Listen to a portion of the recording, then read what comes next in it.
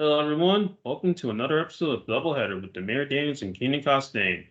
On this episode, we'll talk about two NFL players, one from the gridiron to the courtroom, with our special guest, Jesse Ullmann from Next Star.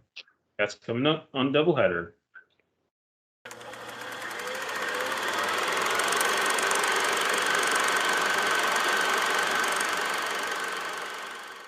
All right. Well, Jesse, welcome. Glad to have you on the show. How you been doing?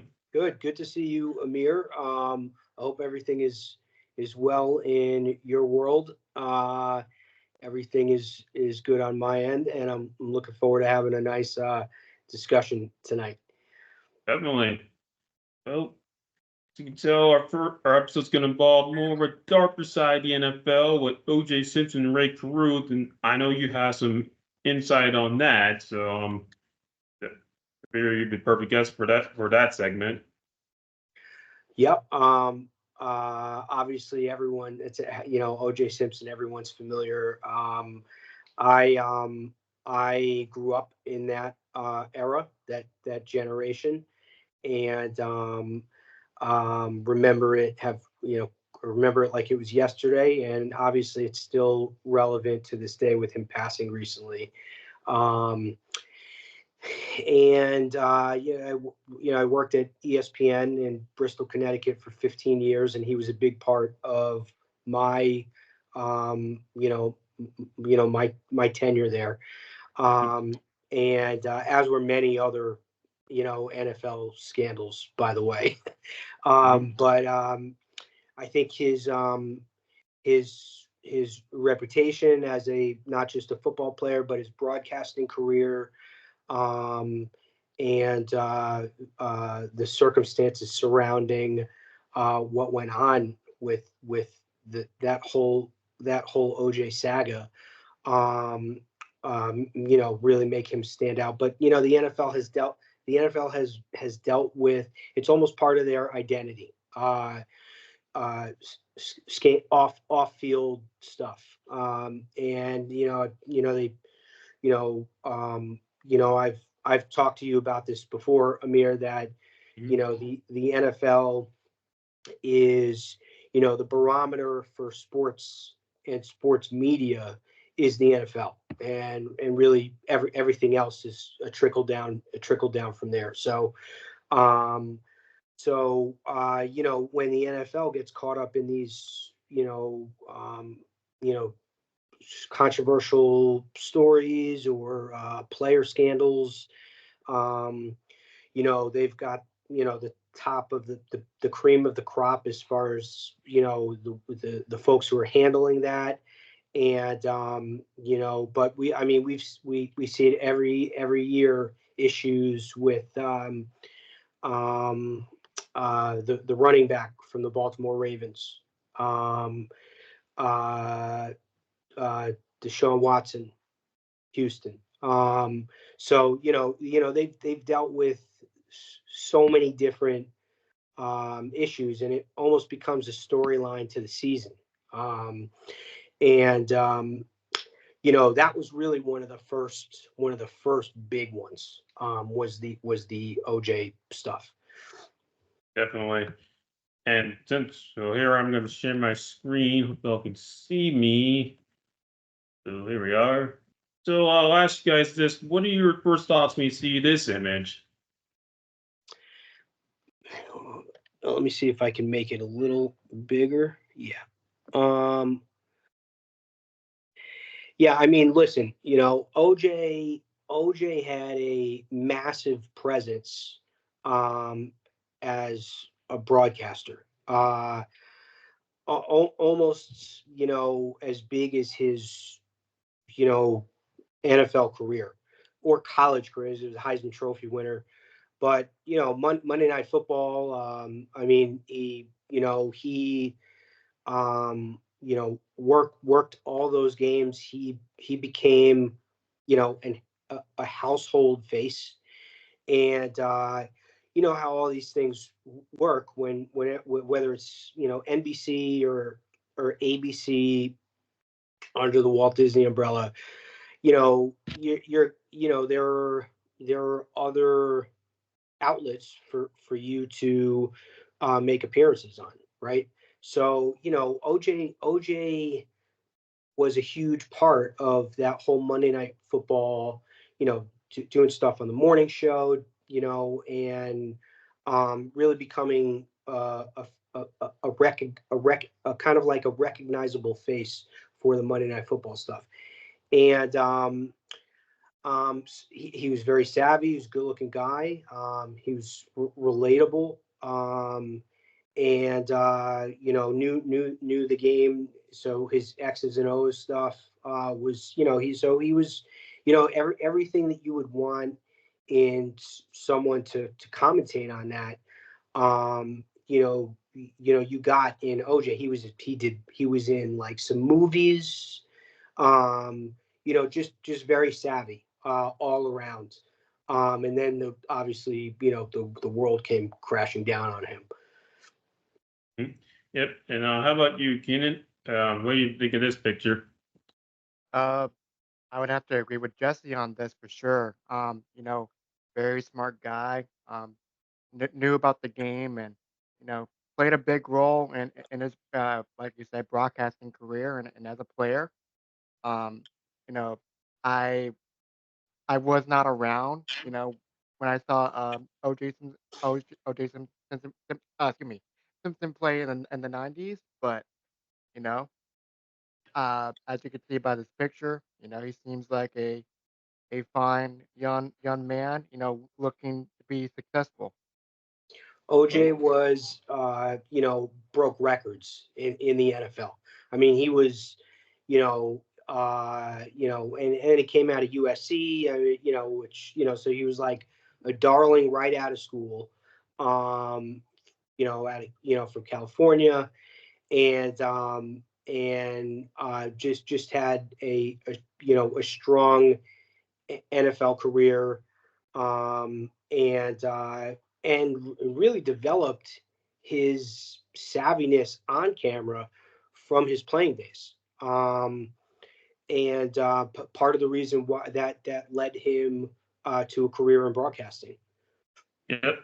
And you guys are right. He does look happy because he's doing Thanksgiving here in Dallas in '93. And you see Nicole right here, and it looks like everything's looks happy.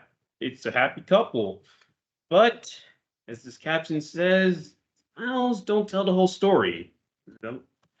Especially this date right here that I mentioned earlier, November 25th, 1993. Do you remember that game in Dallas, Jesse? I don't remember this specific game. I do remember the the chase like it was yesterday, and the uh, Rodney King riots that happened, I believe, like shortly before the OJ stuff, and a lot of people thinking that OJ, got off because of what happened with the Rodney King stuff, and there was a lot of rage and anger um, in LA, and that the cops who were involved with Rodney King weren't punished enough, even though if my memory serves me, I believe some of them were fired. Maybe not all of them. Some of them were fired. Um, but or charges being pressed. So there was a lot of anger over a lack of action after the Rodney King stuff. And I know a lot of at the time when OJ, the stuff happened with Nicole. That and then the case, the trial took place. That a lot of people felt like he got off as a result of a lack of action against the cops, the Rodney King cops. And I'm glad you brought up Nicole because the reason why I circled that date, November 25th, 1993, a month prior to that, they both got into a heated fight that was heard over the phone, and by that point they just divorced. But of course, not much was done, and by the time this rolled around, it's like, okay, everything's happy. Then a few months later, We're at the Super Bowl. Remember the one between the Cowboys and the Bills? Yep. Yeah. How about you, Keenan? Um, well, I knew that Dallas was very dominant in the 1990s era. Um, so they played a big role, and Buffalo as well. Two teams that like to go at it, but in that decade for sure. But to answer your question, I don't really familiar, not really familiar with it, but I see with a couple of pictures on screen, there's a few yays and a few nays. So Yeah, the Well, Cowboys definitely dominated that whole era. Troy Aikman, all the guys you see on TV now, Emmett Smith, um, Michael Irvin, primetime. I mean, that whole era was dominated by between the San Francisco 49ers and the Dallas Cowboys.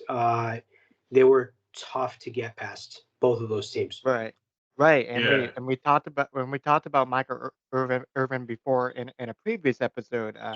There's a little scandal between Stephen A. and Michael Irvin in 2018. So we discussed a little bit about his side of the story and how that Dallas has is going to do in 2018. So Yeah, and along those lines of scandals, I mean that whole Cowboys team was notorious for you know alleged rampant use of drugs and partying um, and that whole team had a legendary reputation.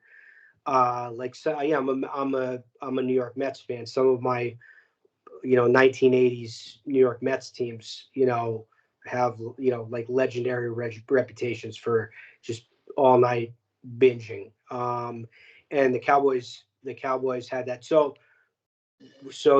we should definitely make note that scandals, the NFL is not the only league prone to scandal. Its scandals rocked plenty of other pro leagues. Yeah, and it definitely takes some notes here, guys. I should mention at the beginning because a lot of things I'll come back to at the beginning and the end and see. Remember, like I said, remember back photo at the beginning and everything. That being said, I'm glad you brought up the Cowboys. You say reputation. Well, the Cowboys' reputation as being America's team by that point been restored. They won their second Super Bowl over the Bills, whose reputation was a lot of heartbreak, disappointment, and because they had lost this was their fourth Super Bowl, they lost in a row, second to the Cowboys. It's coming on January the 3rd, 1994 at the Georgia Dome. And lo and behold, guess who's doing the sideline reporting for the Buffalo Bills? This okay, wow. this man right there. And fortunately for the Bills, there'll be more bad news to come in 1994. But first we got to go back to San Francisco and or better the ninth OJ's childhood. Do you guys know anything about that?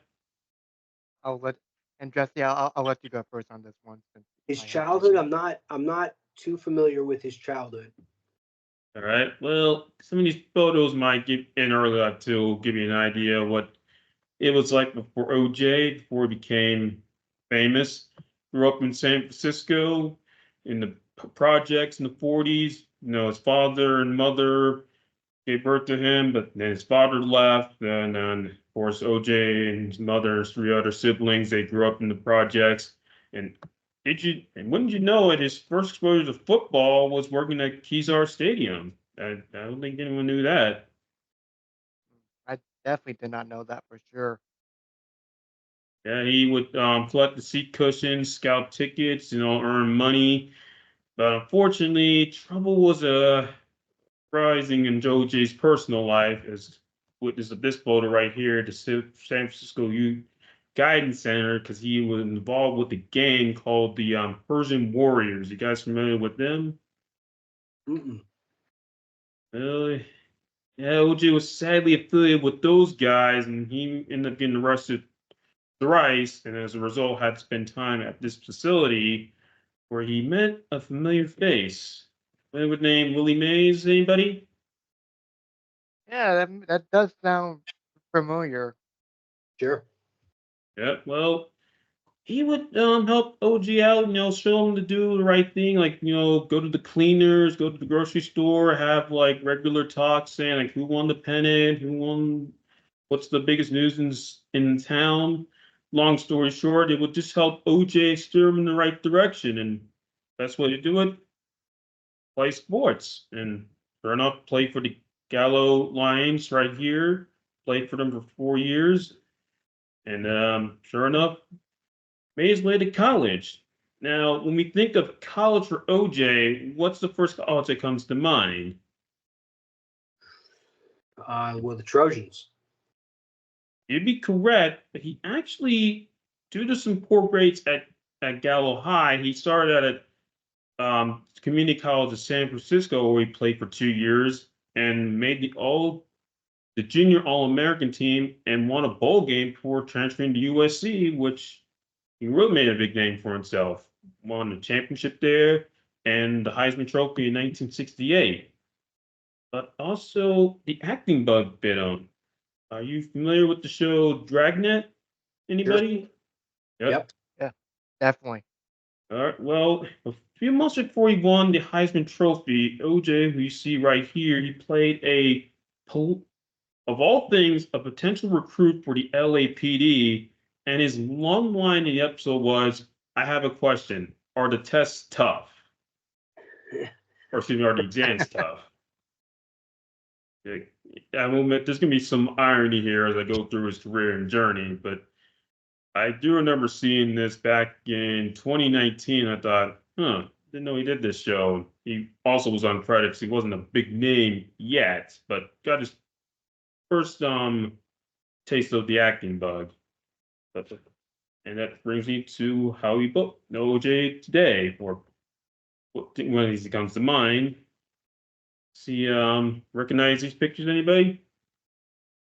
Uh, I I I I do not, but yeah. like I said, the Bills, the Bills dominant in the 90s, and is that San Francisco on the right as well, Amir, number 32?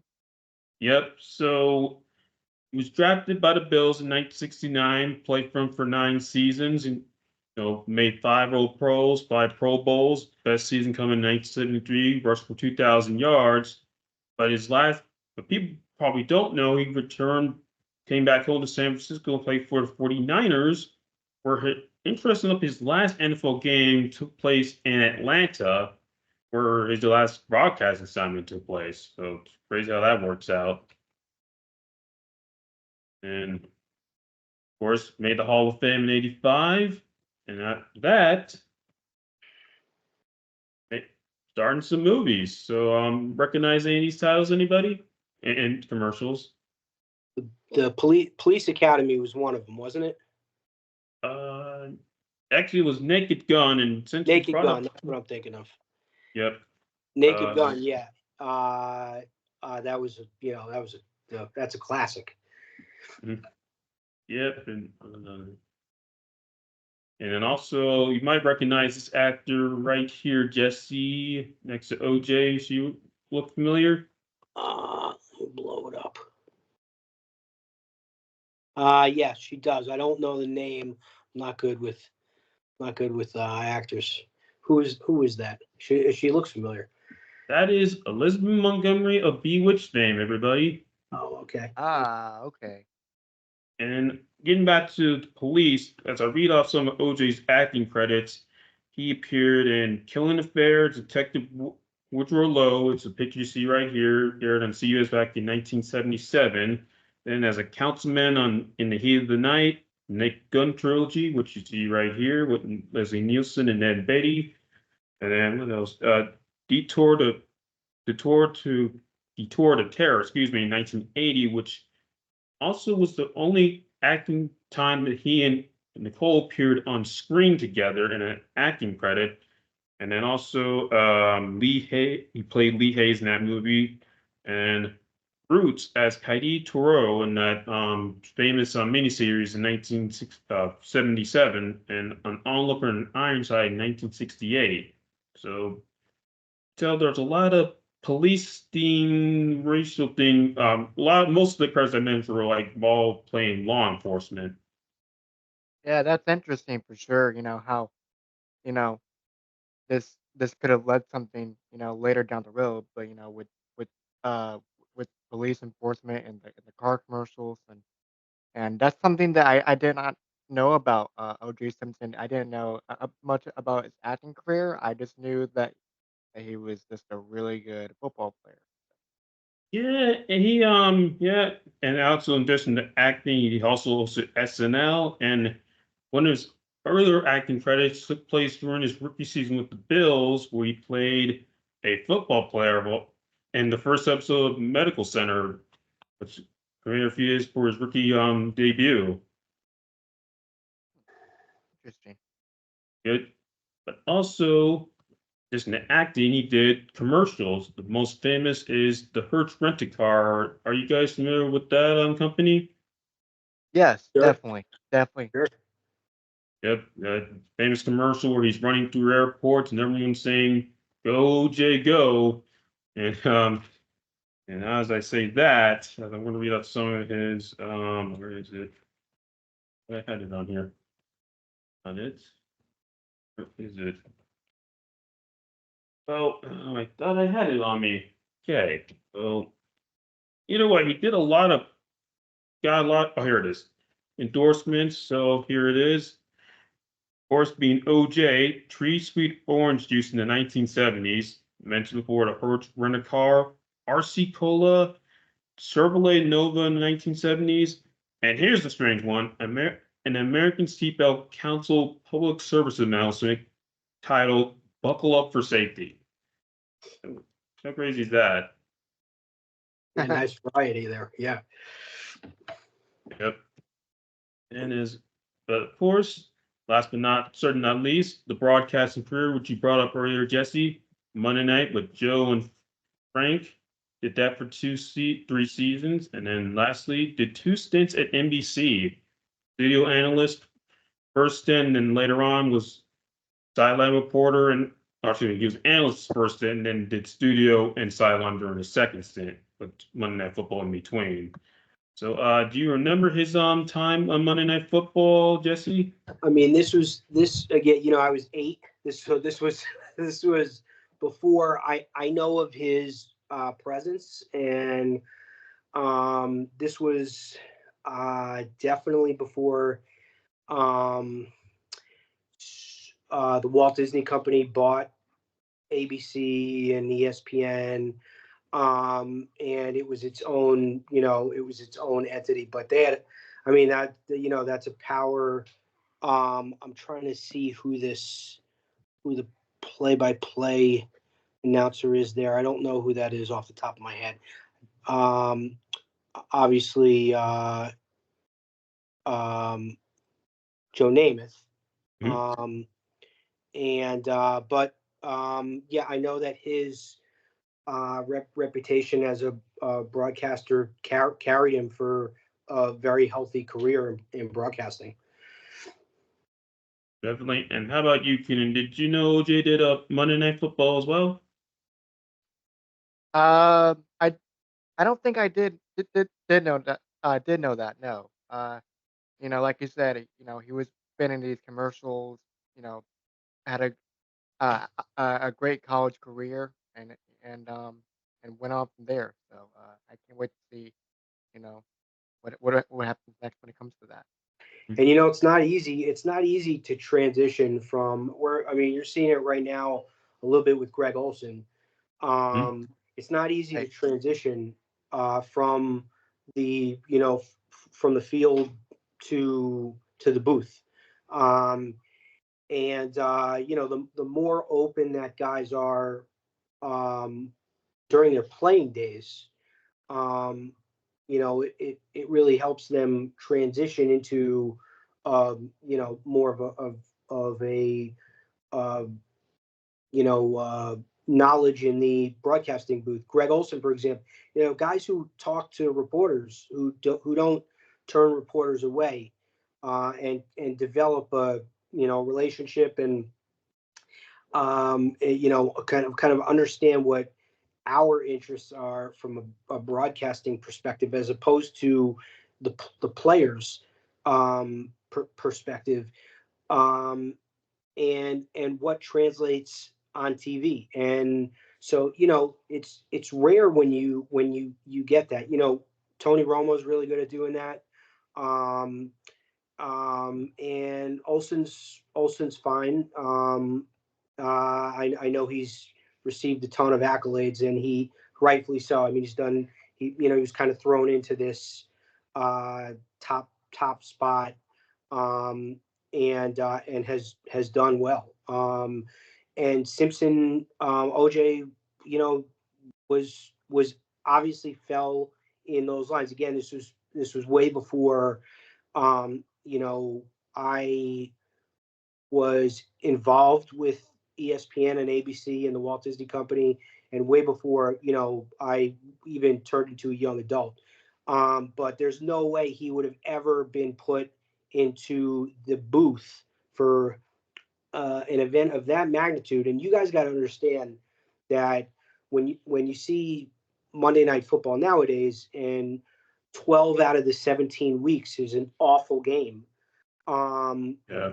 It did not used to be that way. Monday Night Football was it. That was the stop where everyone, like, it was the equivalent to what I would say, in my opinion, now is the Sunday night game. The Sunday night game is where it's at right now, or the 4 o'clock Fox or CBS game. Monday Night Football was where it was at, and you had um, a huge audience. Obviously well deserved. You're not going to put someone in that seat who's not a well-known name, which OJ was. But you also have to be able to perform. You got to be able to be critical, of stuff, call dudes out when necessary, call coaches out when necessary. And so OJ added an element to that broadcast. There's no doubt about it. Otherwise, he never would have been put into that spot. Yeah, and Yeah, then like I said, definitely, yeah, definitely. and I said earlier, he got bit by the acting, did acting early on in USC, so a big media market there, and then went to the Bills. And we're just gonna go back to them. I think during his time with the Bills, he didn't win a lot of games. They only made the playoffs once, where he lost to the mighty Steelers. But he came from a big market. USC was breaking a lot of records in the NFL, albeit for a small market team that wasn't contending. And then during that time was doing small bit guest star roles, and then before we knew it, upgrades like A-list roles in the Naked Gun trilogy. And before we know, he's doing all those commercials, most notably the Hertz Rent a Car, and then he's now doing 1 month after he gets out of his career as NBC for a while, then does ABC for 3 seasons, and then goes back to NBC. And he even said when he was doing all the stuff at Kezar, he just wanted to hear people who say go OJ. And by the end of the 80s, I mean, he's had it all. Got football career, the broadcast career, the acting career. Sky's the limit. How? But Right, of course, right, he's got to share it with people. Oh, sorry, Kenan.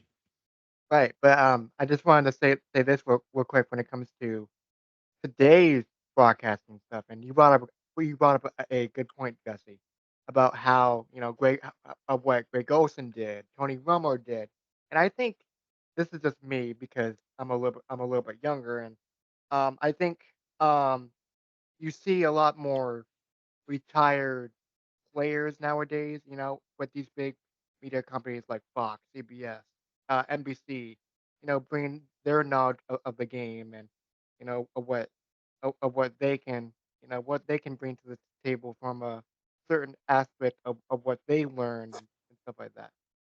Also, back then when OJ was doing this, and Joe, these were not like as lucrative opportunities as they are today. I mean, Troy Aikman just got $75 million from Disney for the Monday Night Football gig with Joe Buck. Romo's making 25 a year. Olsen, I think, retired, if my memory is correct, because of he was given an offer. He could have come back for another year. And he was given it. So there's opportunities to make more money in the broadcasting booth than there is on the field. So, it was a different era, a different time. But, look, like you said, Amir, he capitalized on all this. I mean, clearly he was, he's a smart businessman. I mean, he, obviously, took advantage of all the Hollywood stuff.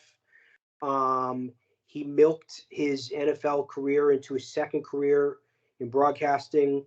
Like when you say sky's the limit, yeah, I mean, I'm trying to remember the name of because it came out while I was in Bristol. The 30 for 30 that they did on OJ. I can't remember the name of it, but it was something like along those lines, like this is like a dream kind of thing. But he had it made. He had it made. He had everything you could potentially ask for as a human being. And his reputation, an intact reputation. Definitely, and you brought up like as they've had it made because he went from the projects to Yeah. correctional center. Now, and I'm not taking anything away from his childhood. He there were a couple of bumps in the road that you mentioned. But nothing that would lead you to believe that what would come. And which brings me to this slide. So we think of his personal life. What's the first name that comes to mind in terms of for OJ? Like marital status, that is. His relationship with his wife, and maybe the car chase, but that's just me. Personal life of OJ. I mean, social, Yeah. savvy, Mhm. kind of your everyday guy, Yeah. good looking guy, someone who, when I think of athletes, I mean, I've been around so many NFL athletes. When I was at ESPN, I mean, I covered multiple Super Bowls.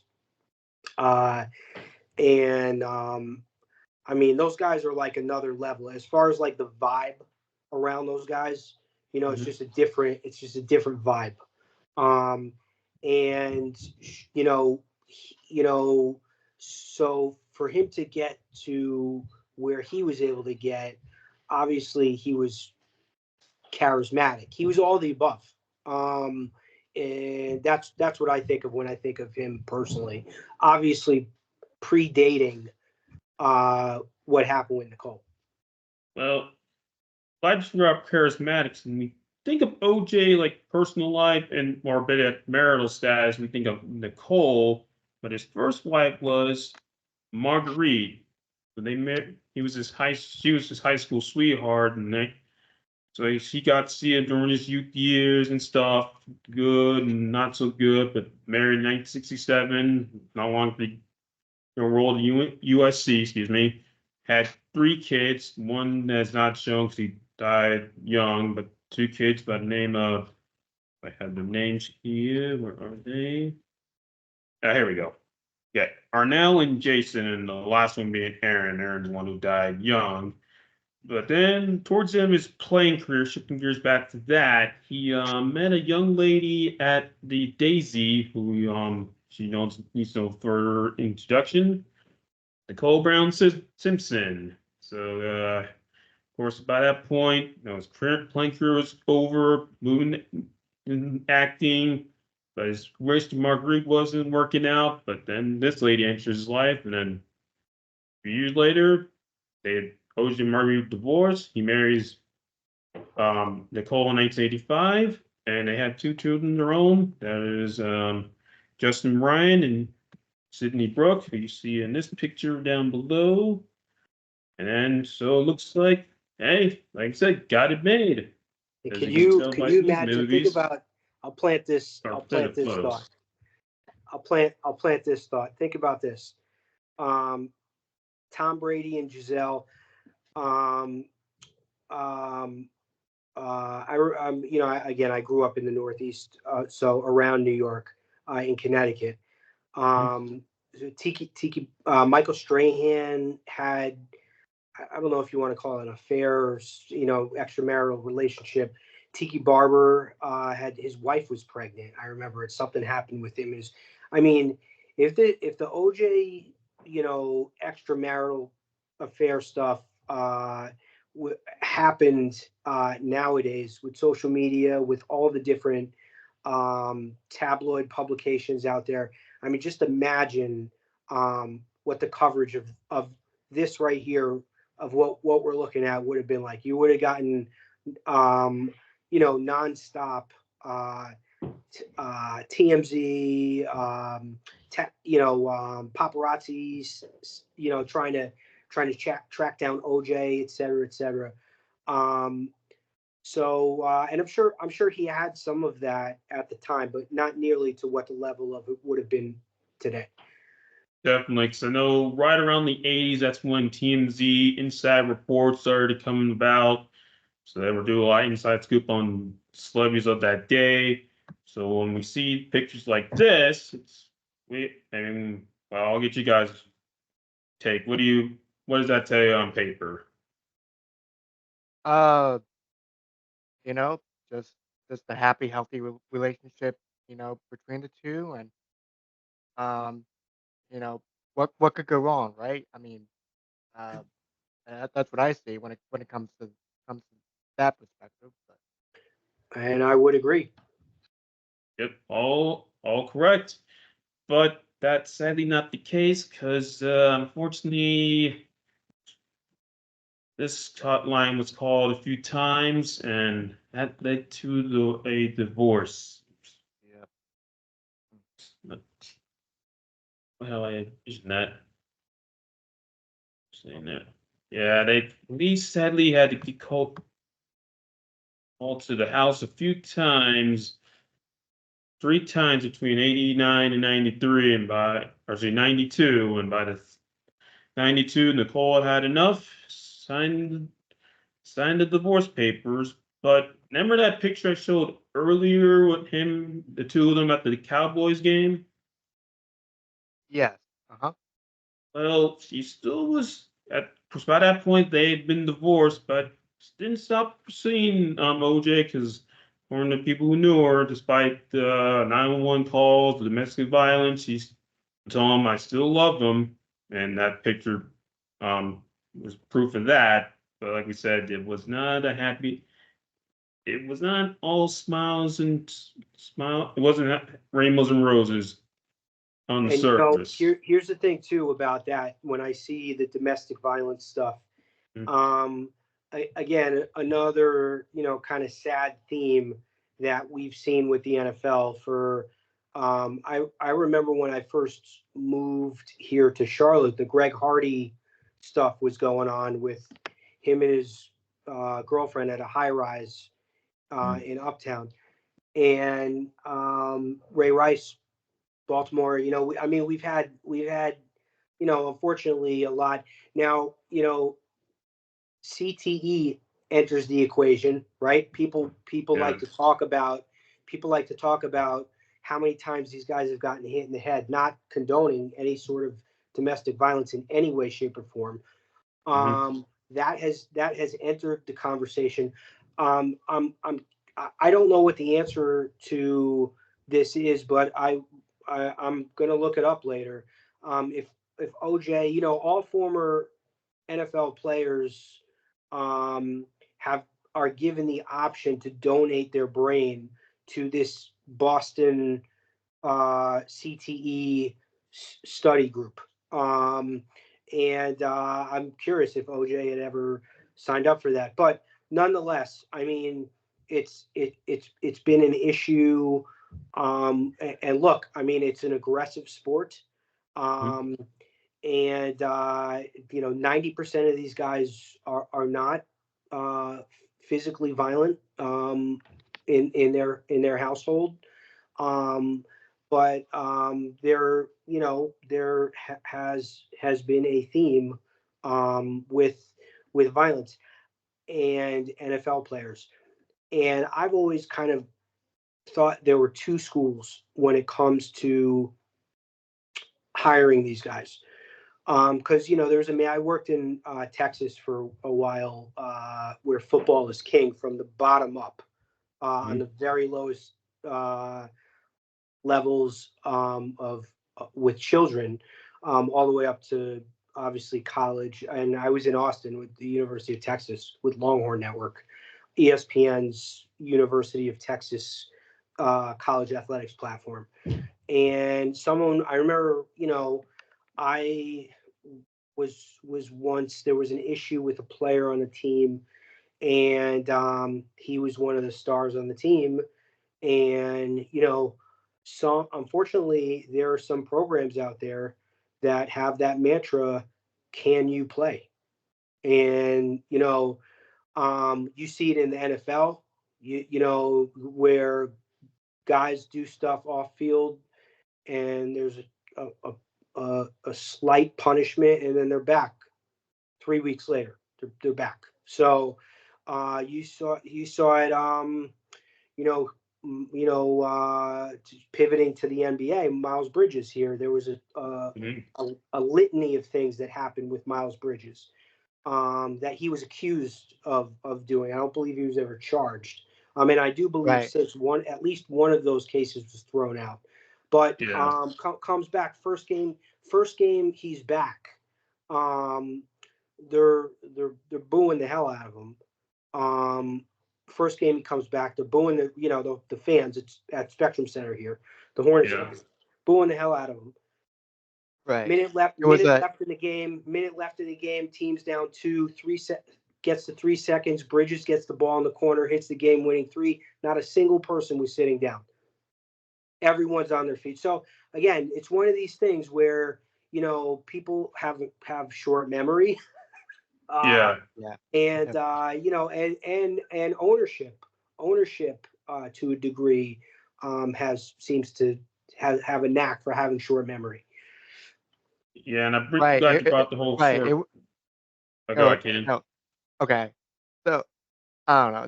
This is just a brief moment. Like, he served Miles served a 10 game suspension from the NBA and was able to come back from that. And you know, and actually I was at that game where, when Miles came back and everybody seemed to be, kind of mixed, like you said, Jesse. Um, but that's what I um have to say about that front. But go ahead, Amir. And but brought the whole ownership stuff, short memory, because I show you these two pictures here, Paramount Studios and the NBC's headquarters in New York. Well, in the midst of all this, of his tumultuous relationship with Nicole, he's still employed with NBC and still getting acting gigs. To the around this time, '93, he's now about to appear in the third Naked Gun trilogy.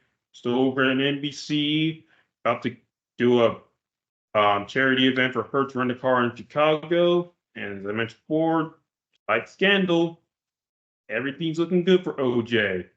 But that is all going to change in the summer of 1994. Now, the summer of '94. Do you remember where you were, Jesse? Summer of '94, summer camp, upstate New York. Um, and but prior to that, I wrapping up school. I was, I think, entering high school. Hmm, interesting. Yeah, Ian and I weren't born yet, but summer '94, Keenan and I, and this is OJ. What comes to mind? Mine's that spoiler. Uh, I've done some research on this a little bit. Um, let's just say things don't look good from Yeah, because unfortunately on June the 12th, there was Ron Goldman, spoke to Nicole's residence. She now by this went to sports with OJ. Earlier that day, they went to she and her family went to go out to eat, but her mother left the gossip behind. So Ron, by this point, has been a friend of Nicole's. Said I would drop him off, and then as a favor of my friend, unbeknownst to the two of them, someone else is on the premise, and on the next day, these guys are called to the premise, and there's police tape, and few days later, this man in this Bronco is going to be, he's been, he's a fugitive of justice. And I know you both are familiar with that car chase. Yeah, so this day, I mean, I remember like it was yesterday because mainly because of of the Knicks. Hmm. You know, right. Good point. I'm not, I'm not a fan of, I'm uh 94. I'm 13. I'm familiar with OJ Simpson from a distance. I'm 13 years old. Hmm. Um, you know, into the NFL with the New York Giants. The Giants are relevant. Bill Parcells, Phil Simms, the Giants are relevant. Uh, I was following the Yankees at the time because the Yankees were like a dynasty at the time. Um, but that period of time that was the essence of the Michael Jordan era. And Yes. so you had all of these, championships that the Chicago Bulls were winning every year. And then you have Michael Jordan getting hit. You talk about scandals. Michael Jordan getting hit with, you know, you know, who no one really knows why he left the NBA to go play baseball for a year or two, but he left, and now you have a window opened up for um for everyone, the Houston Rockets, the New York Knicks, the everyone. I mean, the Phoenix Suns, who were nasty at the time. I mean, you Yeah. have this window the Seattle Sonics. You have this window now of opportunity that's opened up for the rest of the NBA. Because no one was beating Mike. I mean, Mike was, people talk about Kobe and LeBron, um, who I saw both of them play in person. Never saw Mike play in person, but I'm confident in saying that Jordan intimidated franchises like nobody has intimidated franchises. So now he's gone. So here come the Knicks, who were loaded at the time. Pat Riley, and a cast of characters, and the Knicks make it all the way without the Michael Jordan led Bulls to the NBA Finals. As I believe the Houston Rockets they were playing against. Yep. Um, and Right. as you can see right now, as we speak with Jalen Brunson, when Knicks basketball is popping off, there's nothing like it. I mean, there's a buzz around it. Um, the city's on fire. I mean, people who were never into basketball all of a sudden get into basketball. And I mean, think about it here, right here in our backyard. When the Hornets make the playoffs, it's kind of a cool big deal. When Knicks are in, it's a whole nother level. Let alone them winning like their first round series, like they just did. Um, so now you have the Knicks in the NBA Finals, Yes. and the city is buzzing. Everyone's invested, and then boom, get OJ disrupts the entire game. It was the first or second game. Mhm. Totally disrupts the broadcaster. And I remember like it was yesterday, sitting with my little brother Eric and my father, and who grew up in Queens. So he brought New York into the household. in Connecticut, and watching on this big box TV, the Knicks game on NBC, all of a sudden getting completely disrupted by something none of us care about. Yeah. And it went on and on and on, and they kept interrupting the game, and it was, in hindsight, now as a newsman, and having some experience now, understanding, the priority level of something like this. I get it. But at the end of the day, fans just want to see their team play. And the OJ chase took place right in the middle of the NBA Finals, and on a network level, and that goes this Keenan and Amir, make no mistake, this goes all the way to the top. A decision like that to cut in on a property that is probably NBC's most important prized property at that time, to the highest level, to do something like that.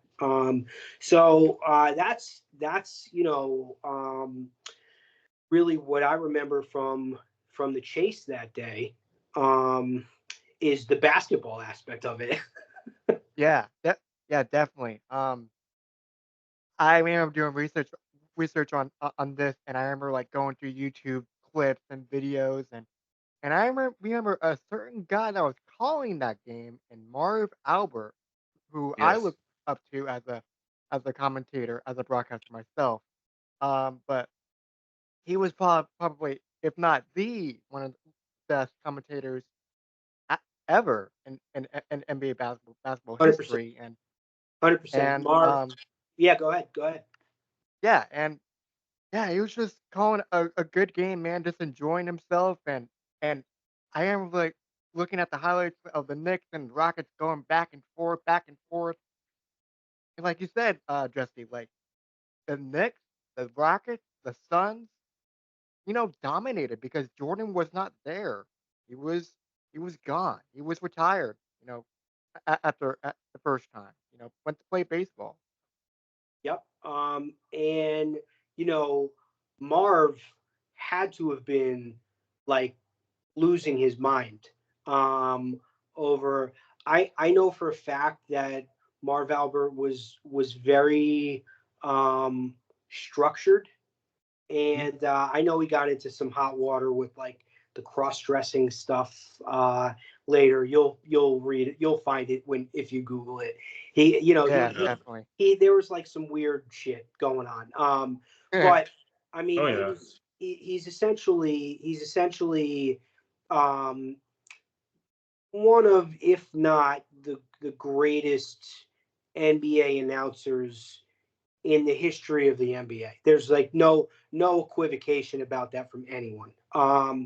His knowledge of the game, his kind of dry humor that he brought, to the broadcasts. Um, and I have to imagine, I've never listened to any interviews with him about this. I'm sure there's plenty of him recapping the set of events that took place that day. y- yeah, Um, but he had to have been livid, that was going on and disrupting his broadcast. That the the network had repeatedly made a decision to disrupt his broadcast. Yeah, and you bring up broadcast, and people wondering why they talking about NBA. Well, and keep in mind, people, this is now June, so of course NBA is the top king. NHL, they had the Stanley Cup, and golf was they had a game that day as well. Getting back to the broadcasting part, she brought up NBC. He was working for NBC at the time, OJ Simpson, but also another broadcasting company was that showed this chase was CNN. Because I remember when I was doing research for this, they had like a whole documentary about it. And Larry King, another big name at the time, he was in the middle of an interview and he got a call from one of their affiliates saying, like, do we have it? And he's like, and then sure enough, showed it on the screen, and concurrently in New York, not Marv Albert, Bob Costas, he's on the phone with the guys at NBC saying like, well, okay, what's going on? Talking with them, because I know he's done several interviews about that as well, like what was going on that night in the Garden, and Yeah. also his later interview with OJ after he got arrested.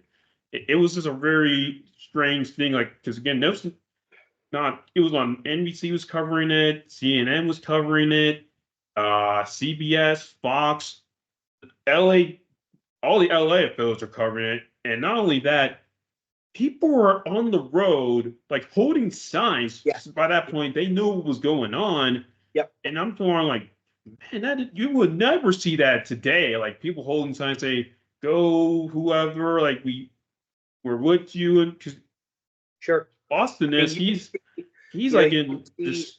there was I He's got a gun to remember his head. He's contemplating suicide, and I'm like, the people at least she don't know that. It was yeah. just a very strange situation going on that night. Yep. And then his buddy, who was in the car, Mhm. who was on the phone with the police, was the one who was saying that he was suicidal and Yes. that they needed a safe space to go to allow them to go into the house, et cetera, et cetera. And so, yeah, this went on. I don't from beginning to end. I don't remember how long, but it seemed like ages. And I remember the pictures of the highway at the time. I know the documentary that came at the 30 for 30 that came out several years ago, probably a decade ago at this point. Yep. Kind of recounted all of all of that. The signs over the highways, and when he was allowed to return to his house, all the cop cars that were following him, and the aftermath of the court case, with all the different cast of characters, of the attorneys and the judge, um, and it was just it was the whole incident was surreal, that day when that happened. And as I said, I was 13 at the time. I was too young to really understand all of it or have a good comprehension of it. But looking back at it, and the residual from it. I mean, you saw when OJ died a month ago, you saw how big of a deal it was. It was a Oh huge, yeah. it was a huge deal. And there were some things that I learned a few weeks ago when he died that I guess he had written a book, like if I had done it or something Yeah, I like heard that. about that. And then there were also some clips from interviews that I had not previously seen that people reposted on social media in various places. So there were a few things that that I learned, but you wonder if it's kind of if it's over now, it's just another chapter in history, or if anything else comes out about it in the future. But it was, I teach a sports media class, as you know, Amir, it at UNC, at the UNC Charlotte, and the OJ saga is one of those that it's hard to really equate something similar. It was of that magnitude, so the bar that we always had at ESPN was for like emergency situations was Muhammad Ali and Muhammad Ali's death. And every year when I was at ESPN, I worked for ESPN.com, doing editorial stuff. And every year there was always a great Ali has fallen gravely ill, and it seemed like every year, you thought he was going to die. And when Ali dies, Ali's probably one of the most important figures in the history of sports. Um, and that was kind of like the litmus test for your preparedness and your readiness because that's a full blowout, like breaking sports centers, breaking in live to whatever is on. Bottom line, front homepage, takeover on .com, etc., all of it. Greatest fights going on ESPN2 for a week. Everything's getting flipped upside down when Ali dies, right? So there's very few, you know, situations in the history of like sports media that you really kind of can put into this category, and this is without a doubt one of them. The OJ saga, will withstand the test of time for sure. Yeah, and I'm glad you brought up time because it was like 5 hours this chase lasted. It was like daylight, into the eating, and by the time they got back to his house, it was nighttime. And shortly thereafter, they pulled into the driveway, which was driven by Al Collins, who was a teammate at USC. He turned himself into the police because, of course, that famous quote was, "Mr. Simpson is the fugitive of justice." It's he's turned himself in, so that first thing he had to do, that's not gonna happen. That's canceled. And now he's got to prepare for a court date. And oh boy, that you think the car chase was long, folks. That court case. Oh, Jesse, Keenan. Well, I'll start with you, Jesse. Where were you when they? Well, what is your intake on the court case? Well, I remember the court case mainly anecdotally from history. I do remember when he was, all the stuff like over time, the glove, the glove with his attorney, Marsha Kramer. I want to say was one of the other attorneys that was involved. The Kardashian relative, who was a huge figure in the case. The Judge Ito, I remember his personality, and and obviously OJ in the courtroom, which is just that in and of itself is kind of striking to see, right? Whenever you see, it doesn't matter. It could be Britney Spears, entertainment, or sports or entertainment, doesn't matter. When you see them in a courtroom facing jail time, I mean, that's kind of a striking image, right? So I remember that. I remember that aspect of it. And then when he was, found not guilty. And look, here's the thing. I grew up in a legal household. My dad taught at Yale Law School. All you need is one juror, right? All you need is one juror. So Right. so it's you could look at the Trump trial right now, criminal investigation in case going on right now in Manhattan.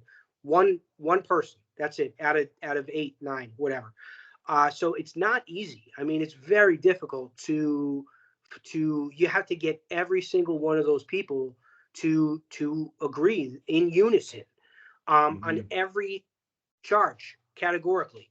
So that's not an easy task. And as I said before, and I whether or not you want to believe it or not, who's to say?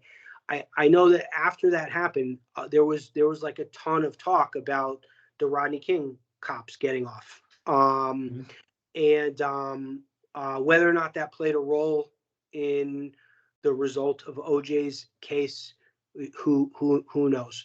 But I do remember him, as I'm looking at these pictures here, of him sitting in the courtroom calmly,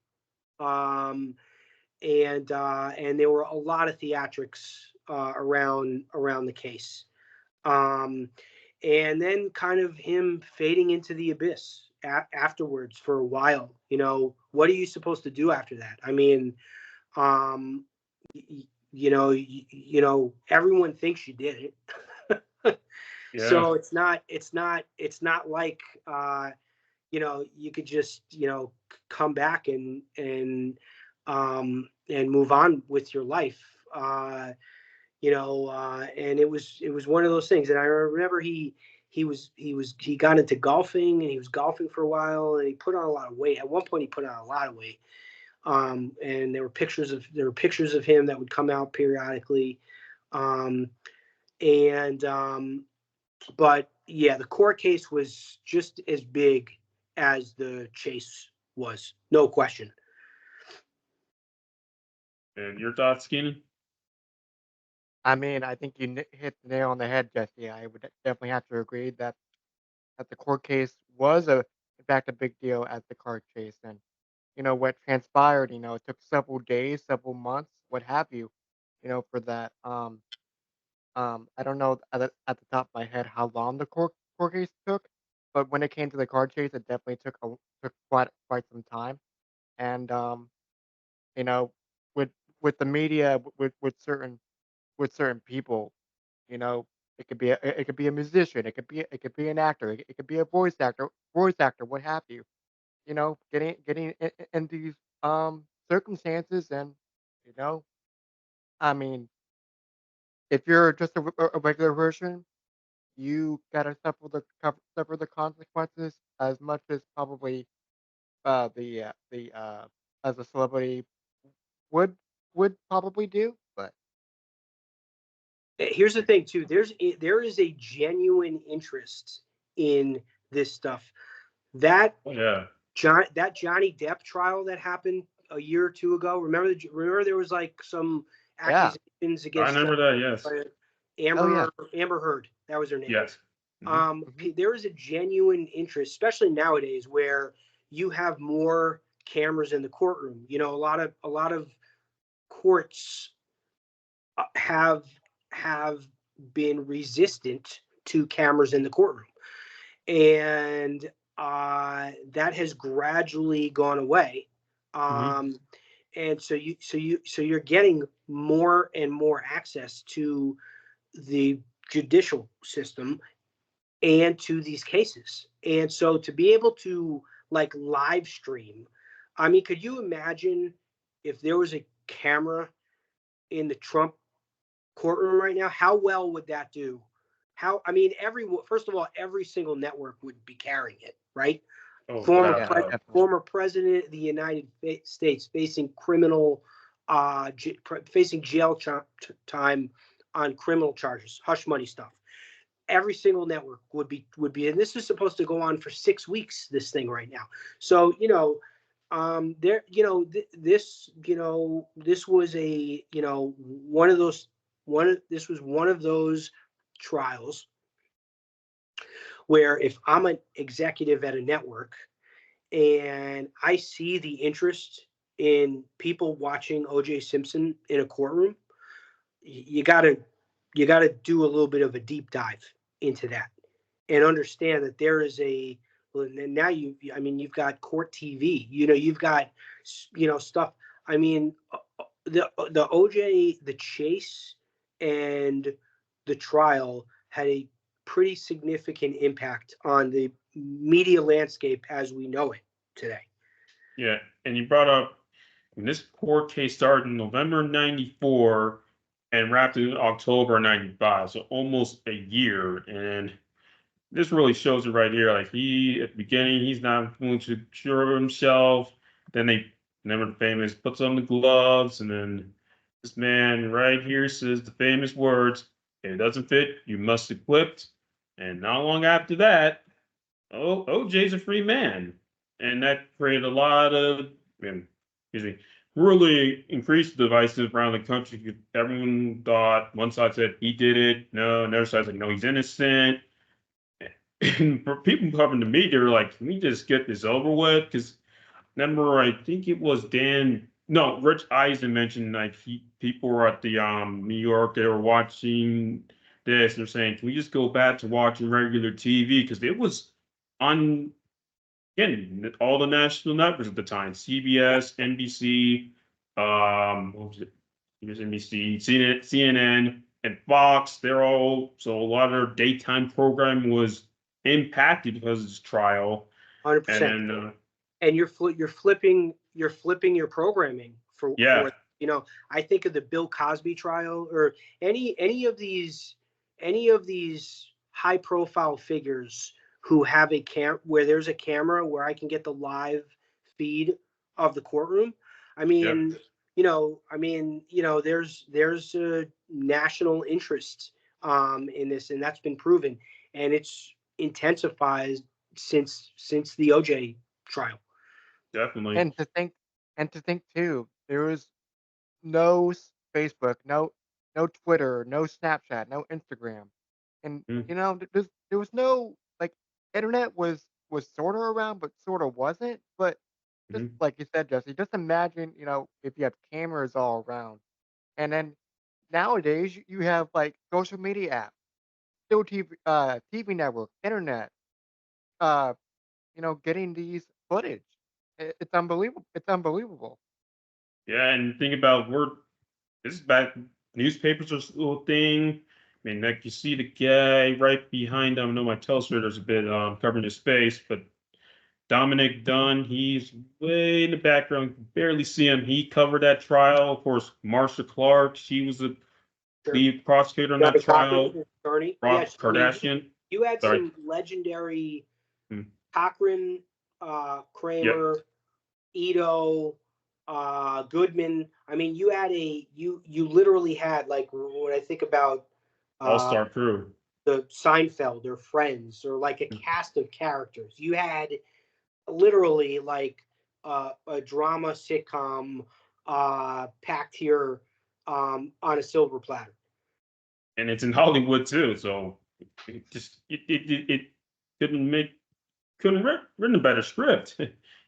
Now that you put it. And it's just like I said, had the cameras, had the reporters, had the all-star defense team, and then it's like, okay, what's going to happen? Okay, you're saying he's always guilty because he puts on the gloves. It's did the domestic violence. Then there's that twist of not guilty. It's like there's that mixed reaction, like how can that happen? Yeah, that was slam dunk, but as we saw here, that wasn't the case. He's a free man, but his legal troubles, OJ's legal troubles, are far from over. 'Cause a few years later, I'm not people forget about this. He was sent back to court by the Goldmans and the Browns. So they sued him for libel for deaths of Nicole and Ron. As a result, he had to pay $33.5 million and also a lot of his assets to that family, but they received very little of that. I'm not sure you remember that court case, Jesse. I do remember he had a string of legal issues in the aftermath of the not guilty, and I know a lot of people felt like you know he was basically for the rest of his life people were going to come after him for Mhm. even a traffic ticket. So again, it's one of these things. He's found not guilty. Um, the guy's allowed to go on and live his life, right? Mhm. But high profile figure, everybody knows who this guy is. So it's not like if he gets pulled over for a traffic stop, like everyone knows who OJ Simpson is, right? Oh Um, yeah. Cops, flight attendants. So I think there was one point where he was living in like a trailer park or something. Like it had gotten so bad that think about just going out for breakfast, or like it had gotten so bad that he wanted nothing to do with like the general population. Well, yeah, and then talk about general population and got so bad. Of course, after that, the second trial in '97 had sell a lot of his assets, or his Heisman Trophy, a lot of NFL merchandise or memorabilia to the family or to other people to pay off those debts. Of course, he's going to want it back. And then, fortunately, in 2007, OJ was in the news again. which is this picture right here, for organizing a scheme to rob someone to get his merchandise back. And as a result, That's right. I do remember that. people think he landed in prison because of what happened in '94. Now, it was for the robbery attempt in 2007, which is why was supposed to, he was charged on 12 counts, sentenced to 33 years, but only served 9 in a Las Vegas prison. Not sure you remember that one familiar with that case, Keenan? I mean, um, obviously Jesse might have a better idea than I do. So Yeah, Jesse, vaguely. Not. I don't remember well. I do remember this. You know, whether it was. I do remember the memorabilia stuff. Um, and whether it was like signing autographs or stuff that was stolen.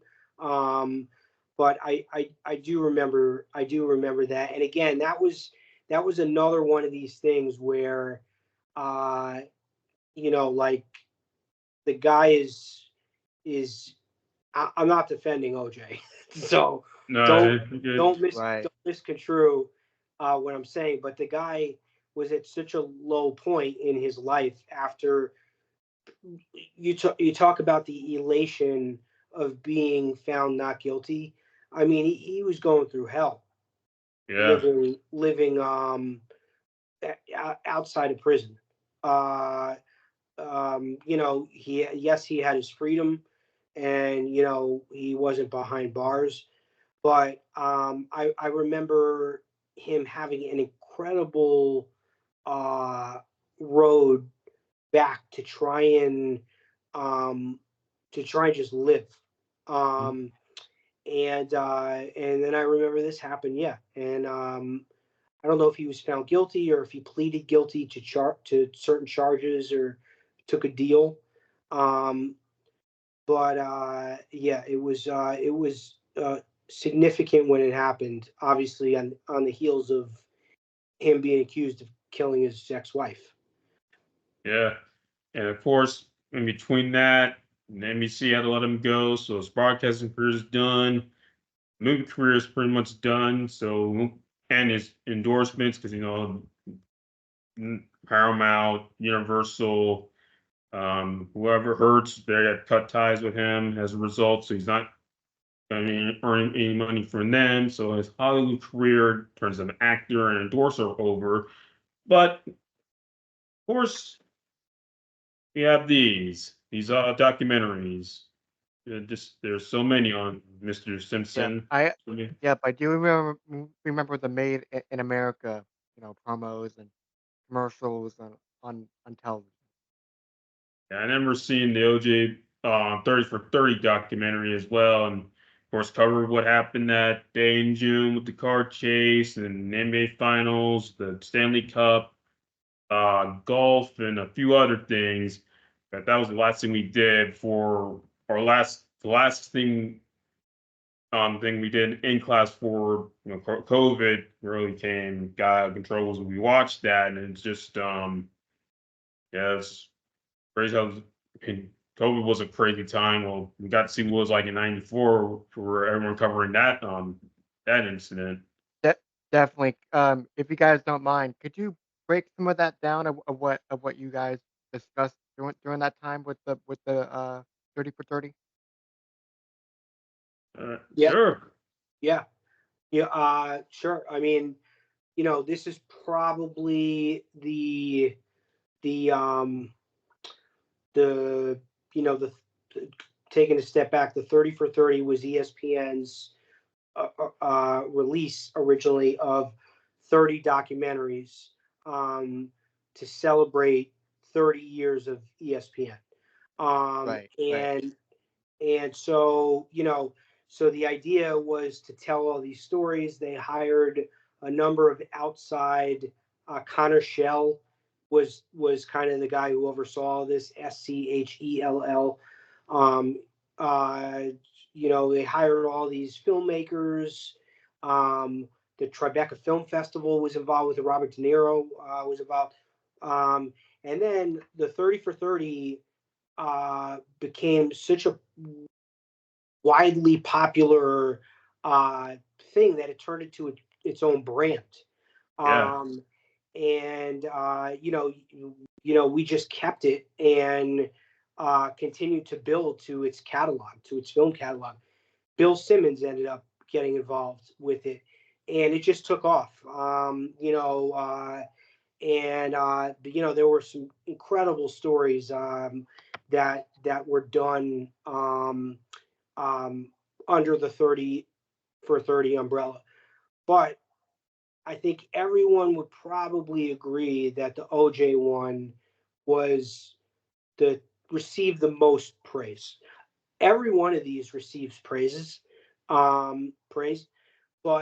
the OJ one, I think the way that it was told in kind of this kind of dreamy, kind of like people who were not familiar with it before, and the way that it was done timeline wise Yes. was just it was just beautifully done. It was executed really well. um, and it had tremendous success, and it was uh, I don't know if I call it controversial, but I mean, looking at I remember the Made in America. I mean, there were movies that were they weren't just documentaries. There were movies that were made with actors, and actresses playing Nicole and OJ, and I mean Yes. that's how big of a story this is. I mean, it was it's turned it's like the Paterno. Al Pacino played Joe Paterno in the Scandal on HBO Max. Or it was That's that right. big That's of a right. that big of a deal. It was a huge, it was that big of a deal where you literally had this story being turned into a movie. Yeah. Um, and so um, that kind of was, and it's interesting because you guys don't, you weren't around when all this took place. So Right. the the 30 for 30 on OJ kind of it was new to a lot of people. Like it caught whether it was the millennials or Gen Z. It kind of brought this new story of this incredibly successsul NFL player, star, NFL superstar. What more you need to know? Accused of Yeah. committing murder. I don't have to. You don't even have, you need to know anything more than that. NFL star accused of committing murder. Boom, done. Um, and so you have, I think the timing of it also played a role in its success. Yeah. Yep, go ahead, Amir. Go ahead. And getting back to the OJ one, that was very different because most of those 30 for 30s, they do a lot of interviews with people who were there. But in this case, they were like taking it made you feel like we were there in '94 when it all happened. Like show you the NBA finals, and then they show you the Stanley Cup, and then next they show the breaking news. They show like cutaways. In fact, they showed like it had like a 4 or 5 like picture screen of like the chase, the Yep. finals, NBA and the Stanley Cup. Larry King giving his commentary and stuff, and it's like I said, man, it feels like I'm in '94 watching this or seeing it from what it was like to be there in '94. Because again, I Yeah. wasn't alive when that happened. It was Keenan, but just that's something that really stood out for me. It's like which is why this one really stands out of all the 30 for 30s and all the OG documentaries too. 'Cause again, they've done movies about it. I've seen ones I've seen. There was the autopsy episode and the final 24 that I've seen that more important did from like more of the Nicole Brown Simpson's perspective, but still included Otis because again they were married and stuff. But I say this one, the one right here, the one that comes to mind of all the OJ documentaries is this one. Took you right back there. Absolutely. That's a great way to cap it all off for sure. You know, with 30 for 30, you just can't make this stuff up, people. Like this is actually real, and it doesn't. seem real, but it is. So Yep. And just one more thing before we wrap up. So, of course, again, you mentioned earlier about the image, so his impact on the NFL. So, you think when stars get involved in a lot of these scandals, they either fade into oblivion, they either unfriend them, unperson them, and whatnot. Well, kind of, sort of not the case with OJ. If that makes sense, because his bust right here, that's still in the Hall of Fame. His name's still in the Ring of Honor, and us getting along. And when they did the 100th anniversary, well, guess who's a nominee? The Juice. So it's like, Yeah, I mean, look, your your legacy as a pro athlete, I feel like is everything. I mean, yeah, you see these guys pushing to get into the Hall of Fame, mm, like hiring firms and just like an agenda over like a 5 year period. And I one guy I think about is A-Rod. He, in my opinion, went on TV, excuse me, to try and re he reinvent his reputation. Because he was hated when he player. He was hated when he left Texas. They loved him in Texas. They couldn't believe he left. They gave him at the time an unworldly contract, and then he left. And then he came to New York, and he's kind of overshadowing Jeter, and so people had issues with him in New York. And then the doping steroid stuff, and so he just one thing after, and then he's a little bit of a gimmicky puppet whenever he talks on camera. So he's like now that you're seeing him on the World Series sitting next to Big Papi. And you're hearing him in the Sunday night booth or the Monday night booth, and you're listening to him. I don't want to say, ramble, but be human. Um, mm, that has a tendency to kind of heal wounds with the general public. Um, so a lot of these guys, their legacy is everything to them.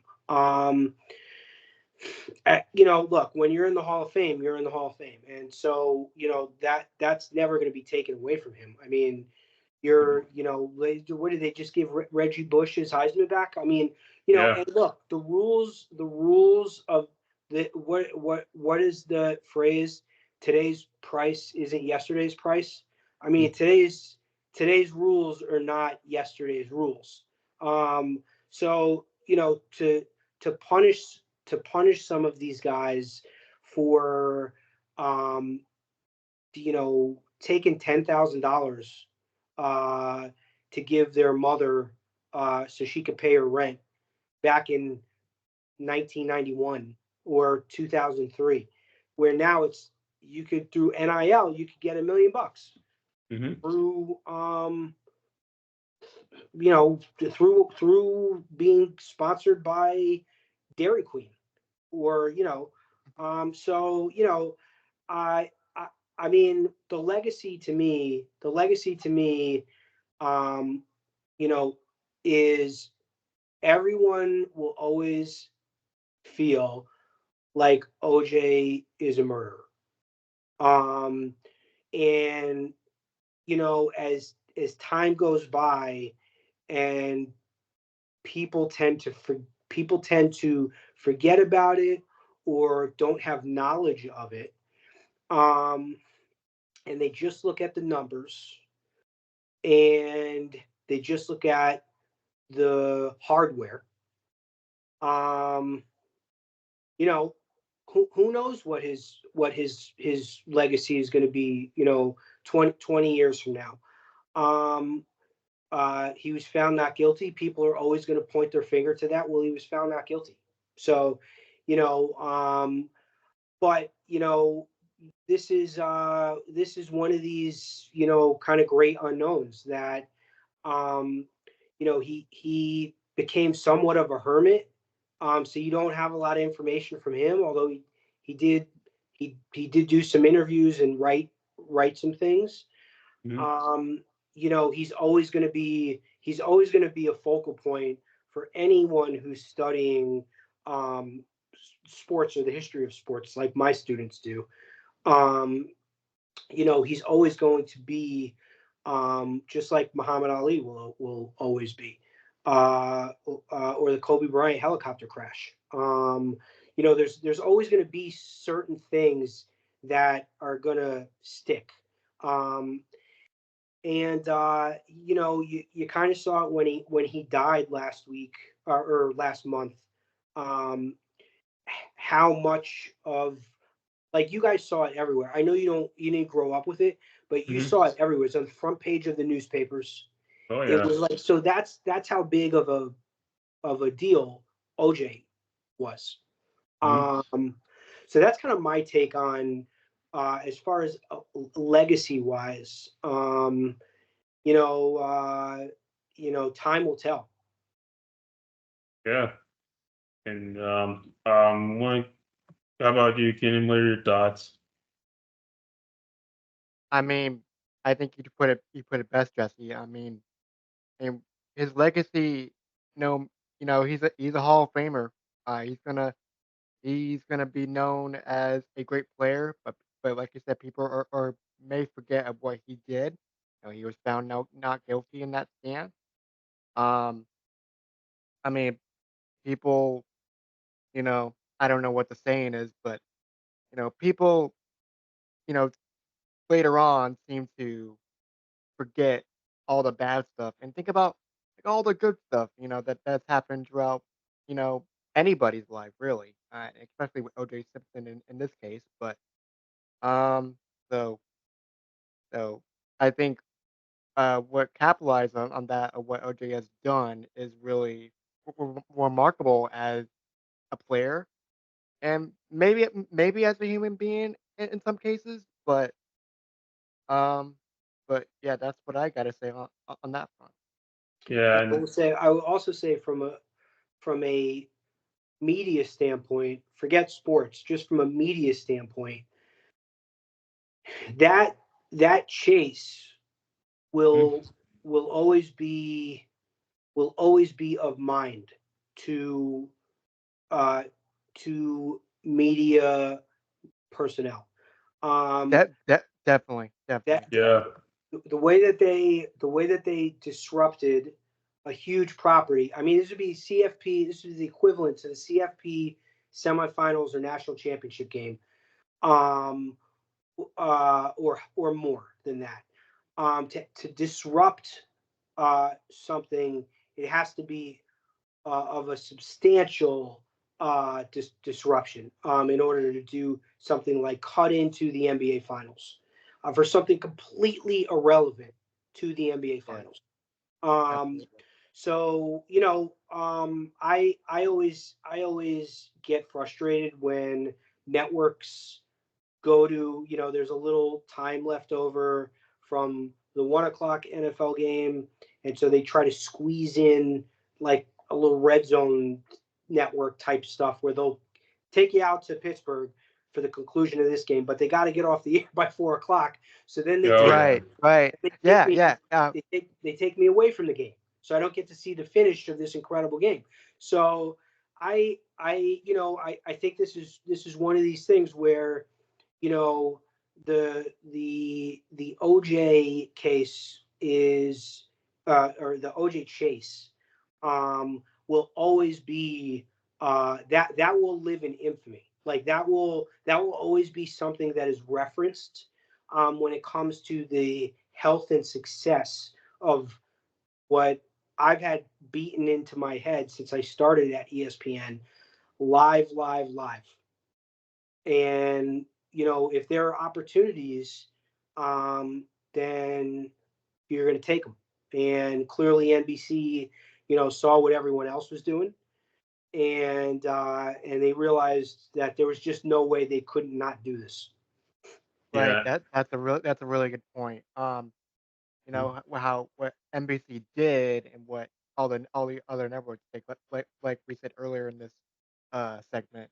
You know, they have to, right? Mhm. They just got to, you know, say like, oh, there was this car chase going on, and it's like, oh, this is news, and like you said, Marv Albert, and I forgot who the other commentator was of the finals game, but Marv Albert seemed to be not too pleased, but it's news, and I understand when it comes to networking.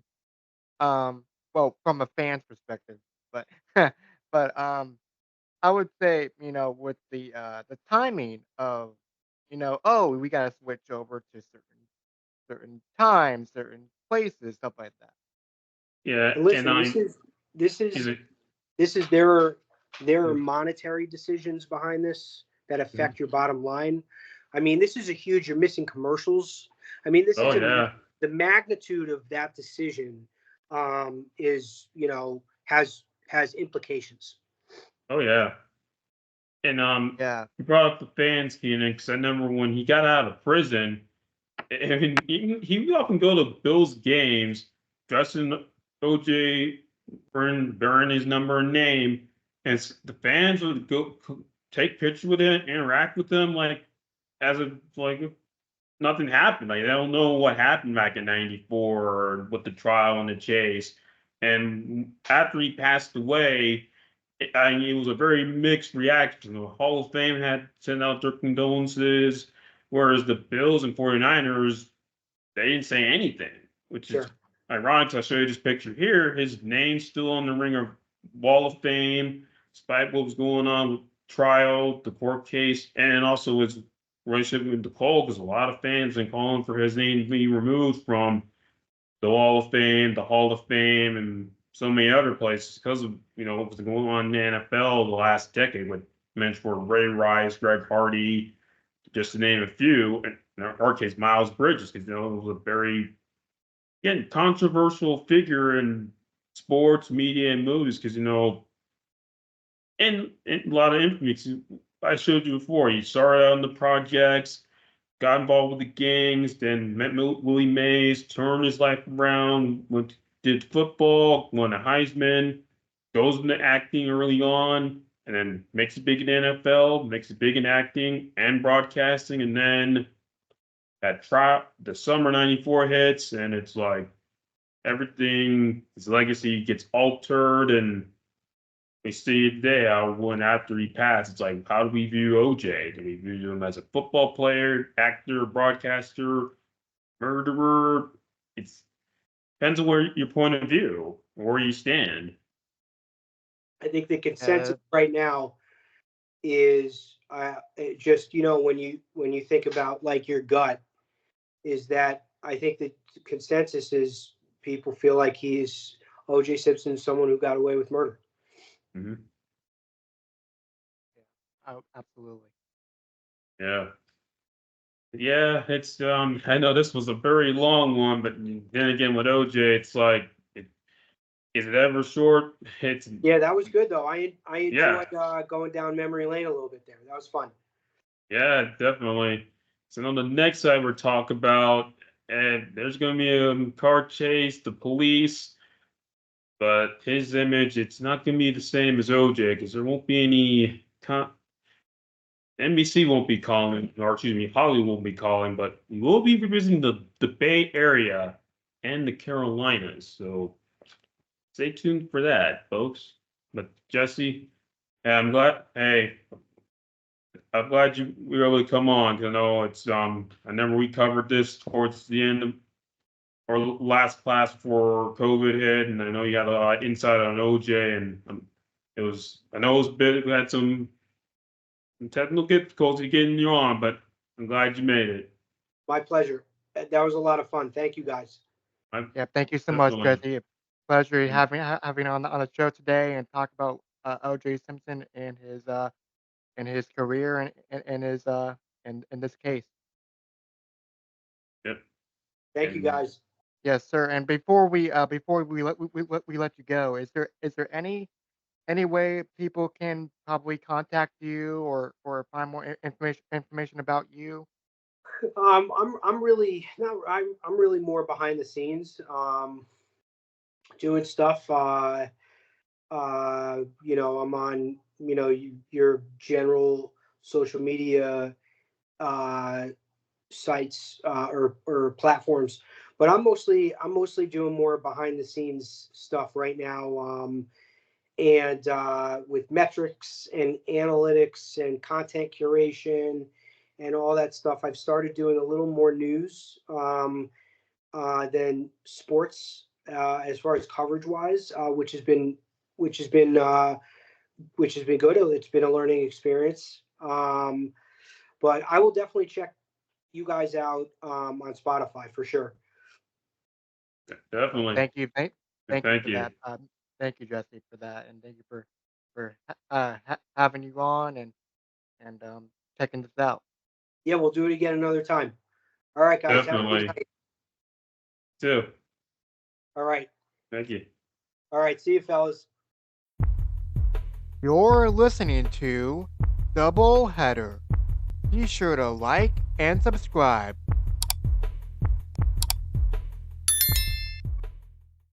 All right, folks. So that was Jesse Ullman of ESPN joining us for that last segment of the OJ Simpson trial and in case. So without further ado, we have another story which involving another similar case in Ray Caruth.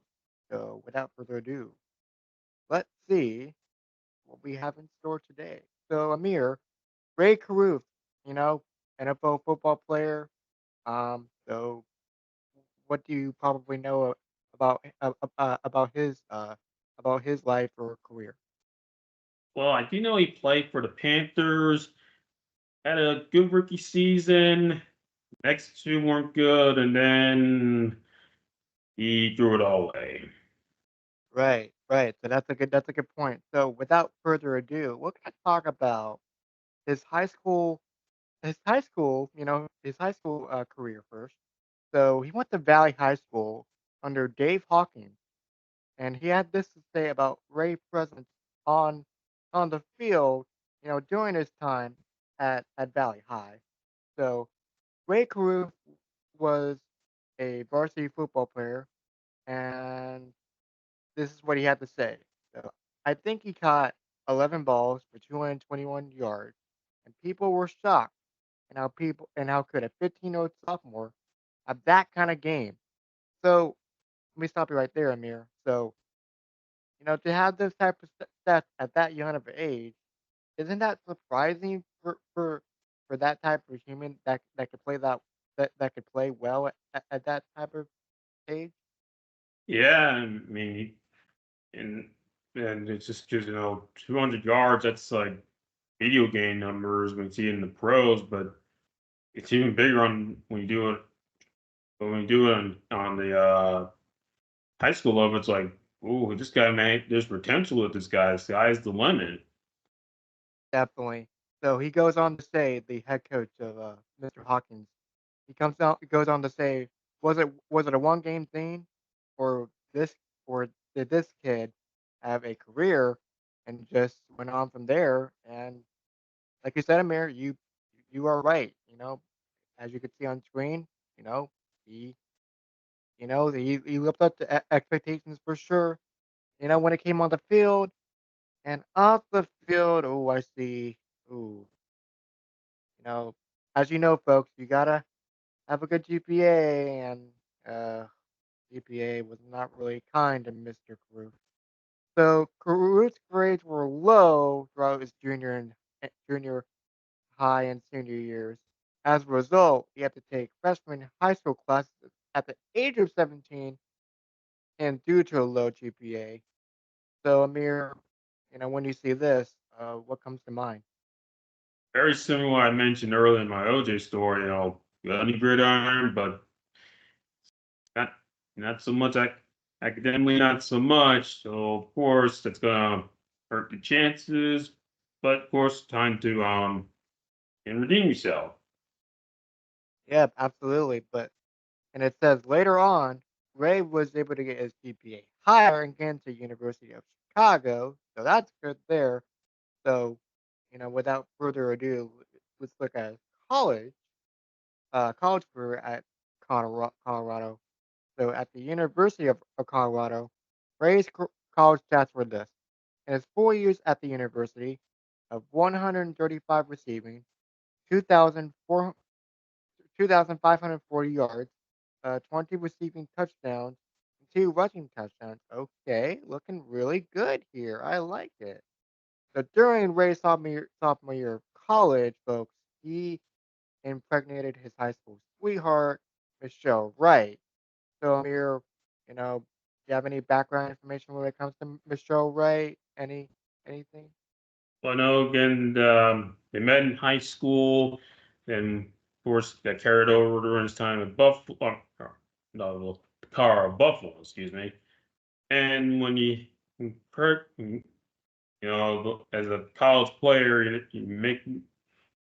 trying to make a name for yourself, and next, your girlfriend's pregnant. That's like, okay, so this could be either good or bad. Yeah, absolutely. And having that having that expectation like, oh, you're this big star in college. You made better grades throughout your, school career. You think you got it made, kind of what OJ had in mind as well in the last story with with Jesse. So with that, um, Michelle Wright later gave birth to Ray Carew Jr., and Ray Carew Theater ended up paying for child support in that process, and such at a very young age in Sacramento, California, for 3,500 a month, and grand total of $14 million in it for an entire year.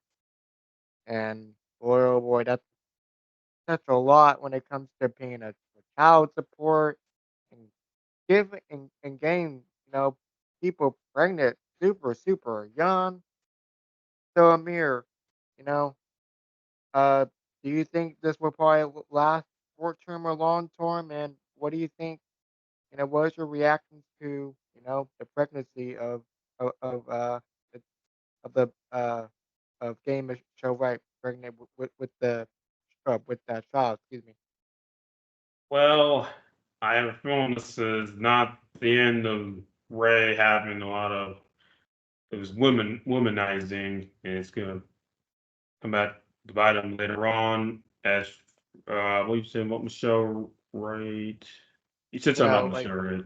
what is the reaction of like Michelle Wright like getting pregnant with super young and having, child at a young age, especially at a college age, or we're thinking about 21, 20, 21, even 19 years old if you want to go even younger. So, Well, in that case, I'd say definitely it's gonna be he's not gonna be mature about it. 'Cause, he's focused on his career and academics, and the last thing he needs is trying to take care of our child.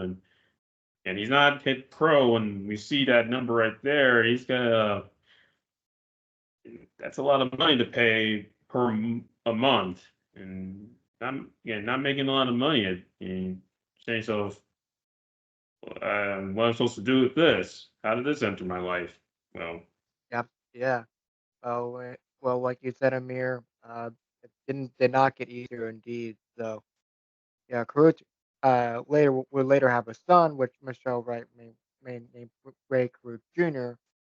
You know, and we have a will excuse me, Karut will impregnate another girl named Amber Turner. So when you think of Amber Turner, or do you know anything when it comes to that name Amber Turner?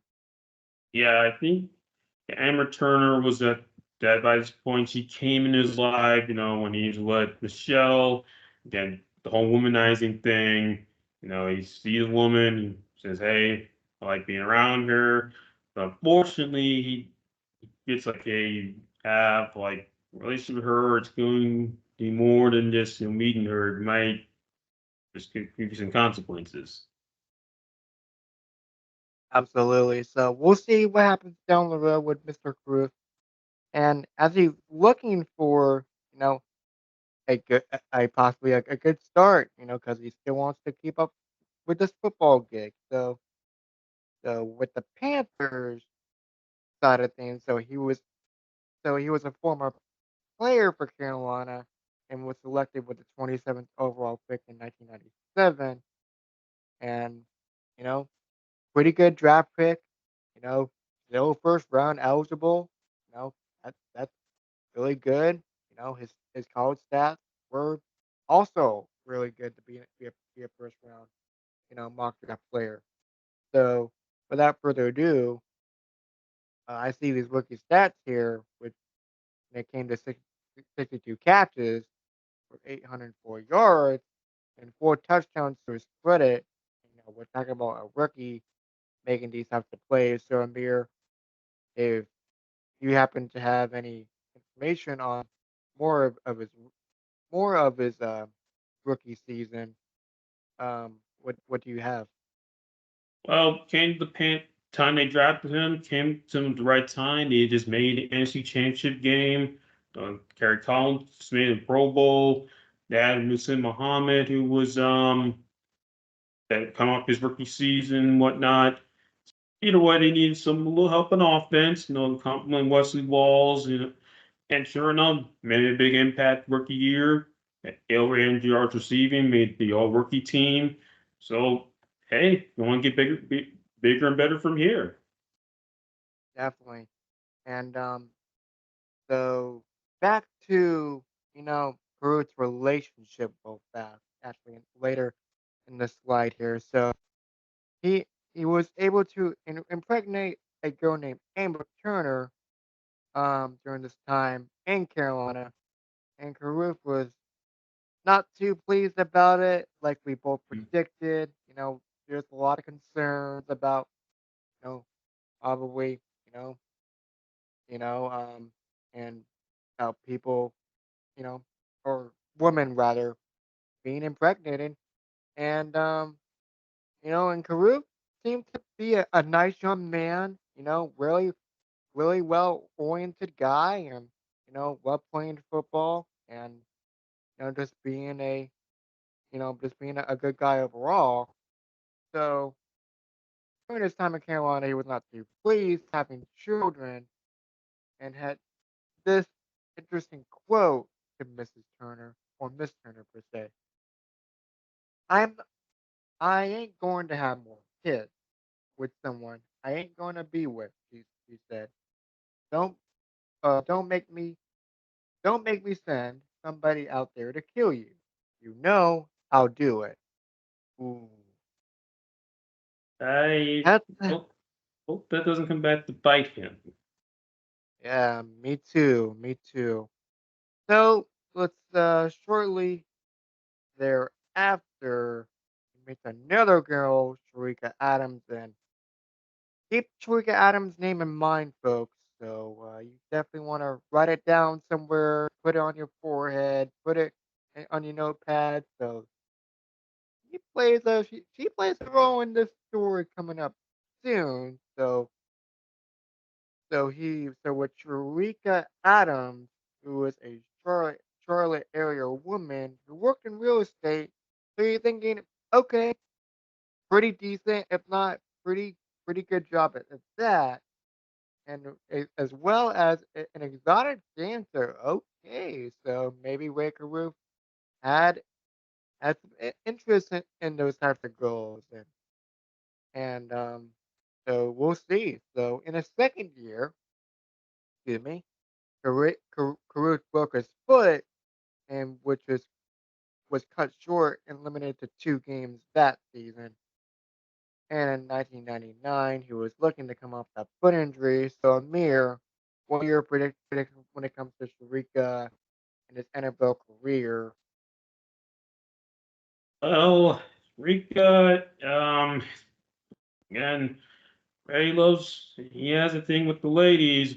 but I feel like that's gonna interfere with an NFL career because, as I mentioned before, good start, then gets injured. When you're injured, you're not on the field and you're not making an income. And what's gonna happen? Say she gets pregnant. Mm. So without further ado, we have this next slide. 1999 career closing question mark. So okay, so 1999 he was able to do that, targeting 27 times, 14 receptions, 200 yards, 0 touchdowns. Okay, that's all right. I mean, he's coming off that foot injury, no big deal, and nine catches were went for first down, and he injured his ankle again, and game against San Francisco in 1999. And as he dealt with the ankle injury during that time, Group was dealing with confrontation with Rica. See, there's that name again, folks. There we go. Rica. Let's see. Rica, as I highlight the name. So with that, um, it came to his girlfriend being 8 months pregnant. Ooh, Amir. 8 months pregnant. He was looking to pay more child support, Ray Group does, but later declined. So Amir, when you see this, what are your thoughts? Like I said earlier, I mean, he's injured, he's not on the field, can't make an income, and now you're this is the third girl you hooked up with that's now pregnant, and now you got paid child support, and that's not cheap because you're not doing it with two women on different ends of the country. So it's got check time for Mr. Kareem. Yes, yes, and I forgot to bring that up. That's a good point, Amir. He did this not one, but two, but multiple, women throughout the United States. Not even in the same, not even in North Carolina alone. Hmm. And it's just feels kind of weird, don't you think? Yeah, it's the setting off a pattern behavior that's I don't it's not gonna end well. Just Well, with that, he declined to pay child support and oops. And that's so if not gonna pay child support, what's the next option? well, I mean, what did Ray Cruz do after this? So, and it leads to this. What took place? So, on November 16th of 1999, that all changed. So, when you when you think of like a date or whatever, Amir, what would probably like a man and a woman do on a certain date? Go out to eat at a fancy restaurant, maybe go see a movie, heck, maybe just chill at Ah, home. okay. So I'm looking at this picture here or the slide here, and we have a movie poster on our hand. So Hmm. when Ray, so a movie night took place. So there you go. So when Ray and Adam saw the Bone Collector, starring Denzel Washington and Angelina Jolie, Ray hired the gunman, Van Brett Walkins, after many failed attempts. It happened. So, so remember that quote earlier when he says like, "Don't make me do it." You know, you better watch out. I'm just paraphrasing at this point. I do. Yeah, that that took place for sure. And oh boy, and we have our next bullet point. When heading back from the movie later that night, Ruth and Adams were leaving in separate vehicles. Ray was able to slam on the brake, and all of a sudden, the gunman, Brett Watkins, was able to pull up the side of her car and fire 4 shots. but luckily enough, which is a good thing in this situation, was able to call 911, was able to ask for help, uh, and and that Ray escaped with walking, during that time. So Amir, when you look at these bullet points and read all this information, what are your thought process when it comes to, what transpired, with the incident? Well, first we'll start off the movie. I mean, Bone Collector. And what an interesting movie to see, right? And then the events that took place afterwards. It's like well, out of the movie. It's and he also said you he said to uh what's it? Yeah, Mrs. Wright said I ain't gonna have a baby with someone I'm gonna be with, and I will put end to their life, and I'll be one who orchestrates it. Well, that fateful night, he looked he backed up his words. You sure did. Yeah, that's a good point. Uh, you just can't make that up for sure. And how he was able to devise even a team or even a plan to make that work, and it's just it's just remarkable. Like it's bulletproof. It's genius, right? Yeah, well, genius and for all the wrong reasons, but yeah. Right, right. For all the wrong reasons, for sure. So, in the mindset of this, Kennedy and Watkins were arrested. They were able to turn themselves in and provide like, oh, Karuf was the guy. So, with that, so it took place in Charlotte, North Carolina, and I think right at, I don't remember like where exactly it took place. I forgot to put this in my notes, so I apologize in advance for that. So fast forward a little bit. So later with that, you're probably thinking, what happened to Sharika? Is she okay? Well, she was rushed to the hospital at an emergency C-section, you know, and I know other choice, but they gave birth of his child. It was, it was with Adams being, you know, 8 months pregnant, and with that, um, Adams survived, survived her Adams' survival of the C-section, or survived the C-section rather, but fall into a really long coma, which lasted about a month during this time. And with that, police arrested Ruth on Thanksgiving Day in 1999, posted a $3 million bail, but a few days later was able to turn himself in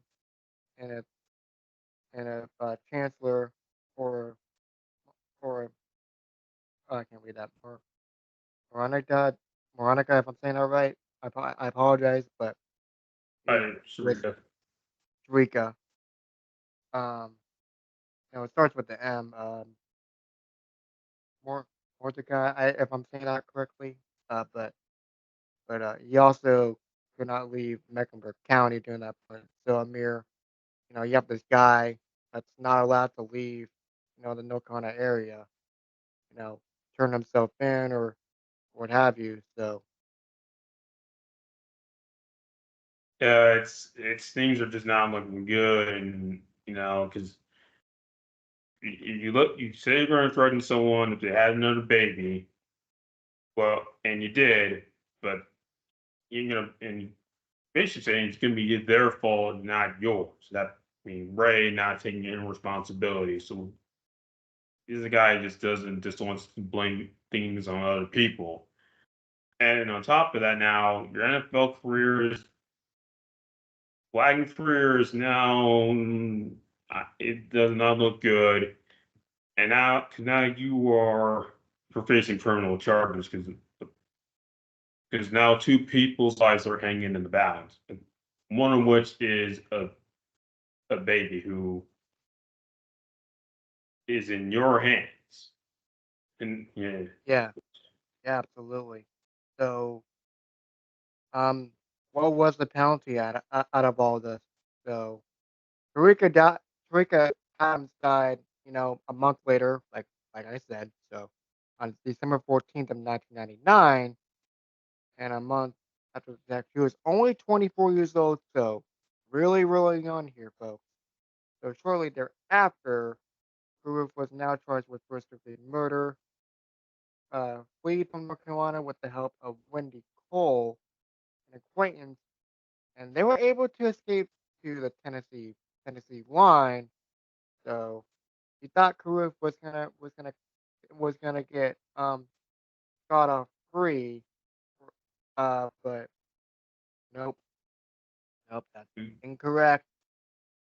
Ray was caught the very next day after that in East Tennessee, brought back to North Carolina to stand on trial. So after receiving a split from Ray's mother, FBI posted a law enforcement found Karuf took, um, took inside of a truck of Cole's Toyota Camry, and Karuf was arrested and exonerated back to North Carolina. And Cole was later arrested and charged with harboring a fugitive. So Amir, you know, we thought Ray was gonna get off scot free, and all of a sudden this happens. the, the guy's just leaving. It's just leaving a trail like everywhere he goes, and it's just now he's got someone else involved, fitting another lady who's now going to get charged with because he's harboring a fugitive, and on top of that, he's now it's like getting similar to OJ's thing. Like he tries to avoid the police. Now he's a wanted fugitive. Like this time, it's like, well, it's not going to be nationwide. We got tipped off by someone by your mother about your whereabouts. So now you get to stand trial in Charlotte for your actions, Mr. Carew.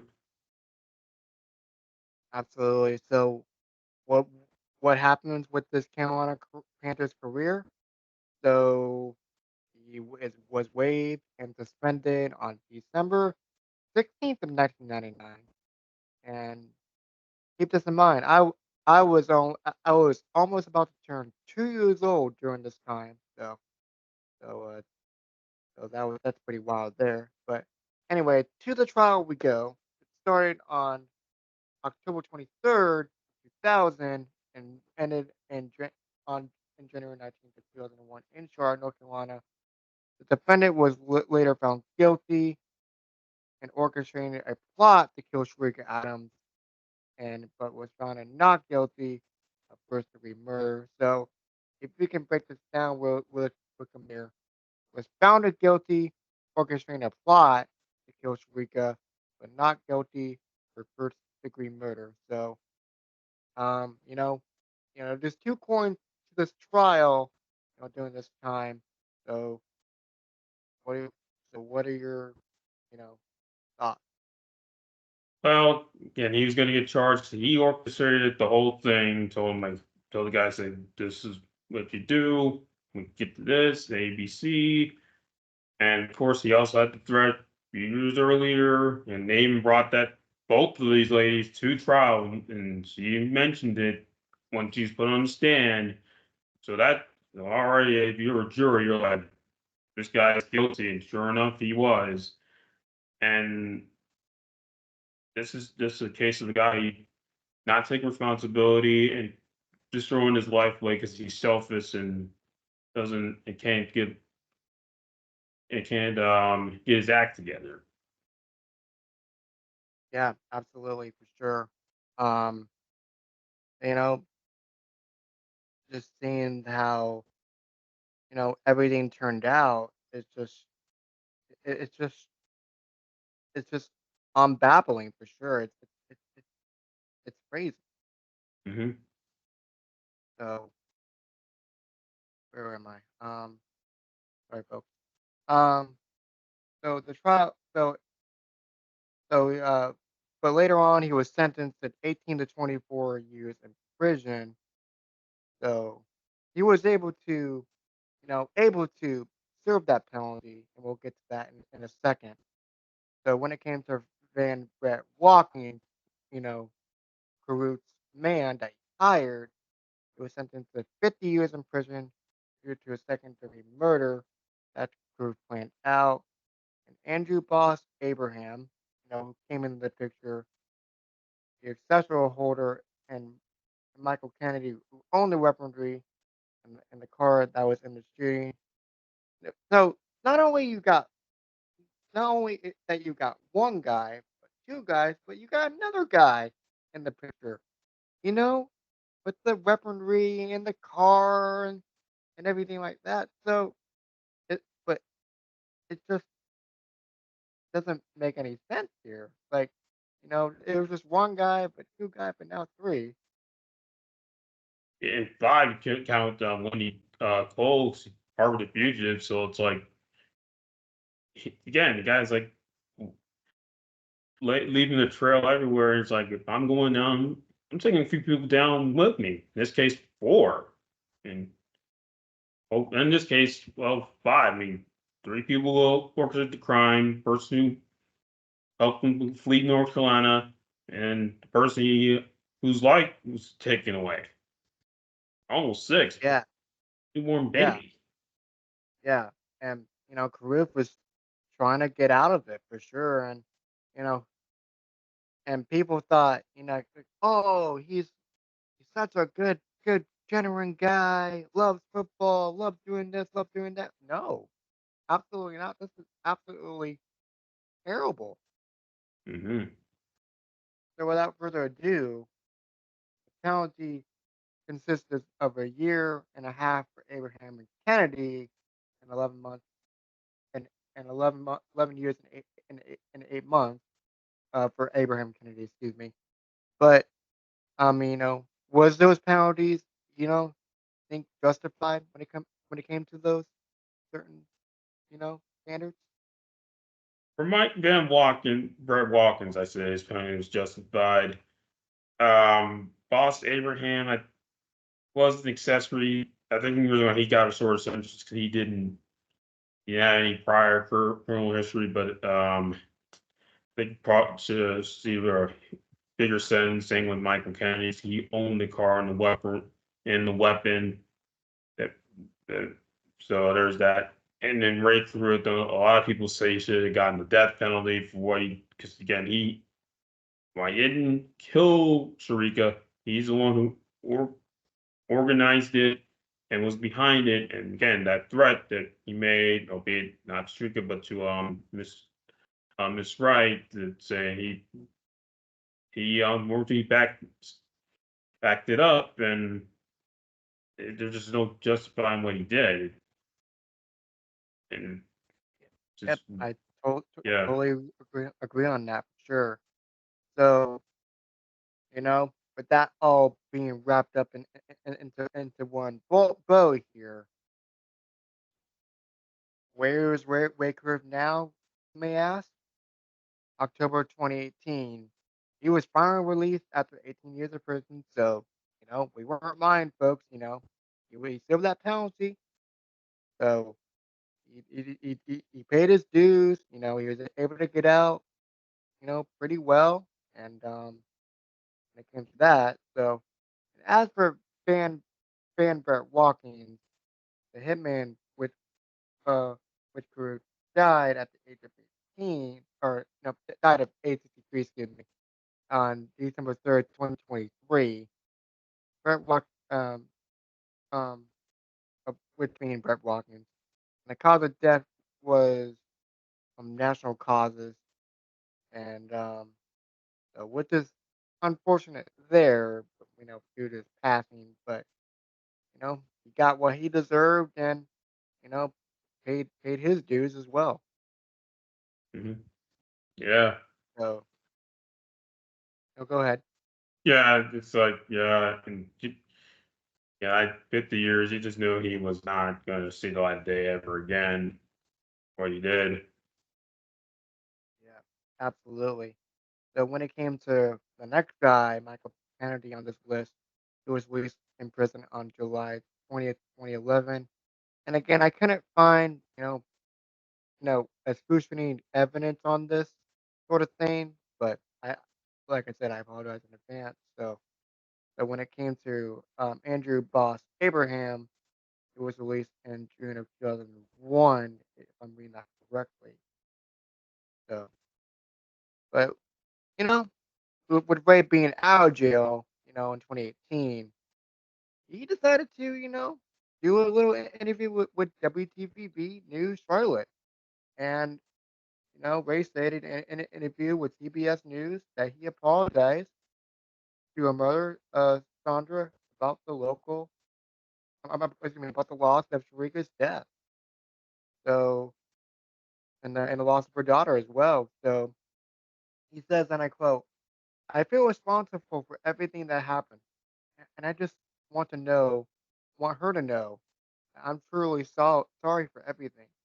So Amir, he was able to go on CBS News, WBTV, you know, state state his his sorrow and and being apologetic.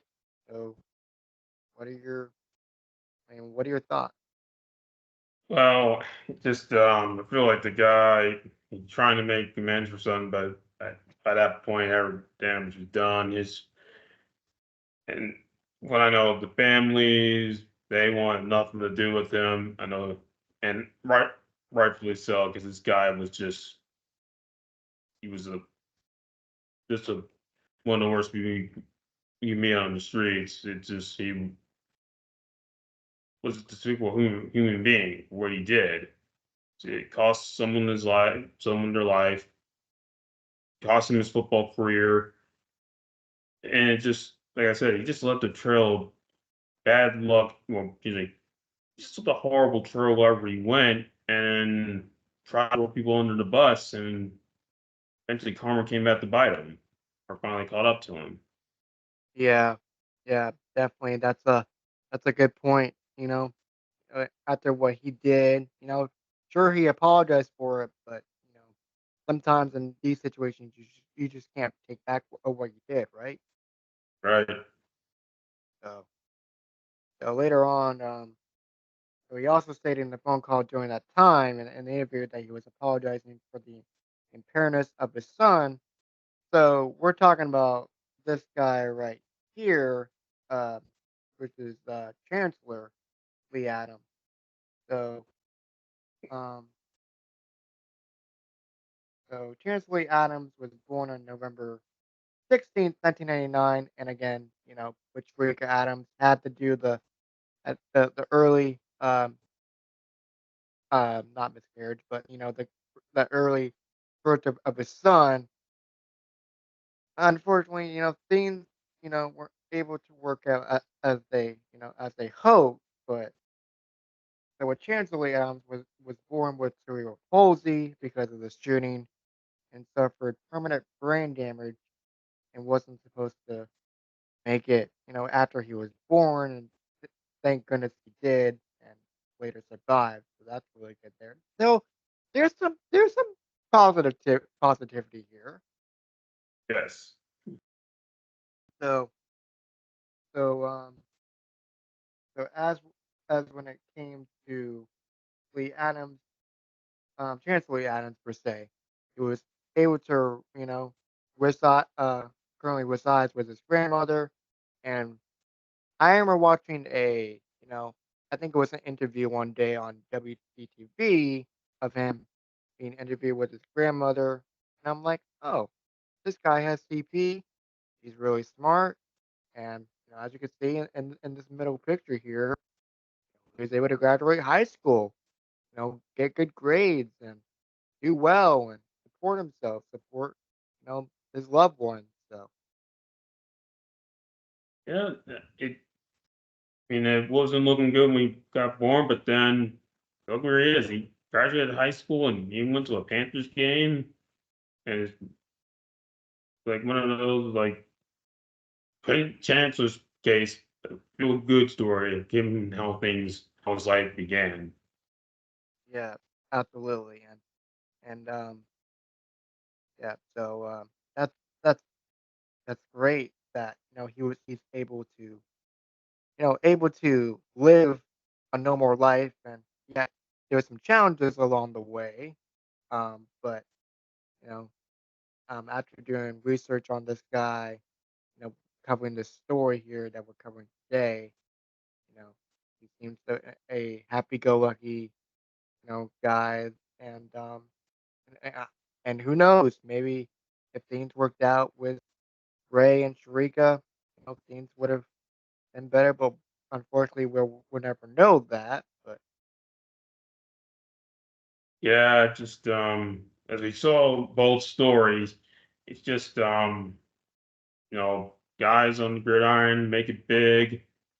You know, OG's case, he took advantage of his opportunity. Ray, fortunately, literally just threw it away. He just couldn't handle the responsibilities. And then, but in both cases, someone ended up dying I guess, losing their life, someone they used to hook up with. And as a result, their images were altered. And Ray's truth was permanently tarnished because whereas OJ, it's kind of like, yeah, you're on one side or the other. Ray, it's like it's unanimous. He did it. Bad person. Want nothing to do with them because Pan, you. I don't think I've ever seen there was maybe outside a few trading cards. I don't see a lot of merchandise with Ray Crew's name on it, and rightfully so. yeah, I would definitely agree. With the OJ story and the Ray story, it's sort of like two different sides of OJ Simpson. You know, might have done this, but he's known to be a good football player, like we just talked with Jesse earlier in the show. So with that, so speaking of Ray, he currently resides in the Pennsylvania area. So as of right now, we don't know anything when it comes to Ray Caruth at this time. But you know, if we if we figure that out, we'll pass it along maybe later down the road. So yeah, so with that, we are gonna stop presenting my presentation, and with that, those were the two different sides of O.J. Simpson and Ray Caruth. And like I said, folks, shout out to Jesse Ullmann for joining us today. ESPN journalist, producer. Um, he's been a great part of this contribution today, and we can't thank him enough for so much information. So Jesse, if you're listening to this on YouTube or Spotify, thank you so much. Yeah, definitely, Jesse, and was had our first guest on his podcast, and we hope get more as it continues to grow with this journey. And it's or this is why we started this. Hear other people's intakes on players, events involved in the NFL. And Absolutely, absolutely. Yeah, I'm currently really excited for the rest of this month in particular because um, we're gonna do some different things on the doubleheader podcast that you might not expect. So I'm really excited, both of us to share this information. So with you guys on YouTube, Spotify, and hopefully some more platforms down the road. So definitely. And uh, also just getting just a bit change in pace with a guest, but also dark side of the NFL. I mean, fortunately, they do have dark. There is some dark history here, especially with OJ and Ray. And just said, sadly, part of their identity.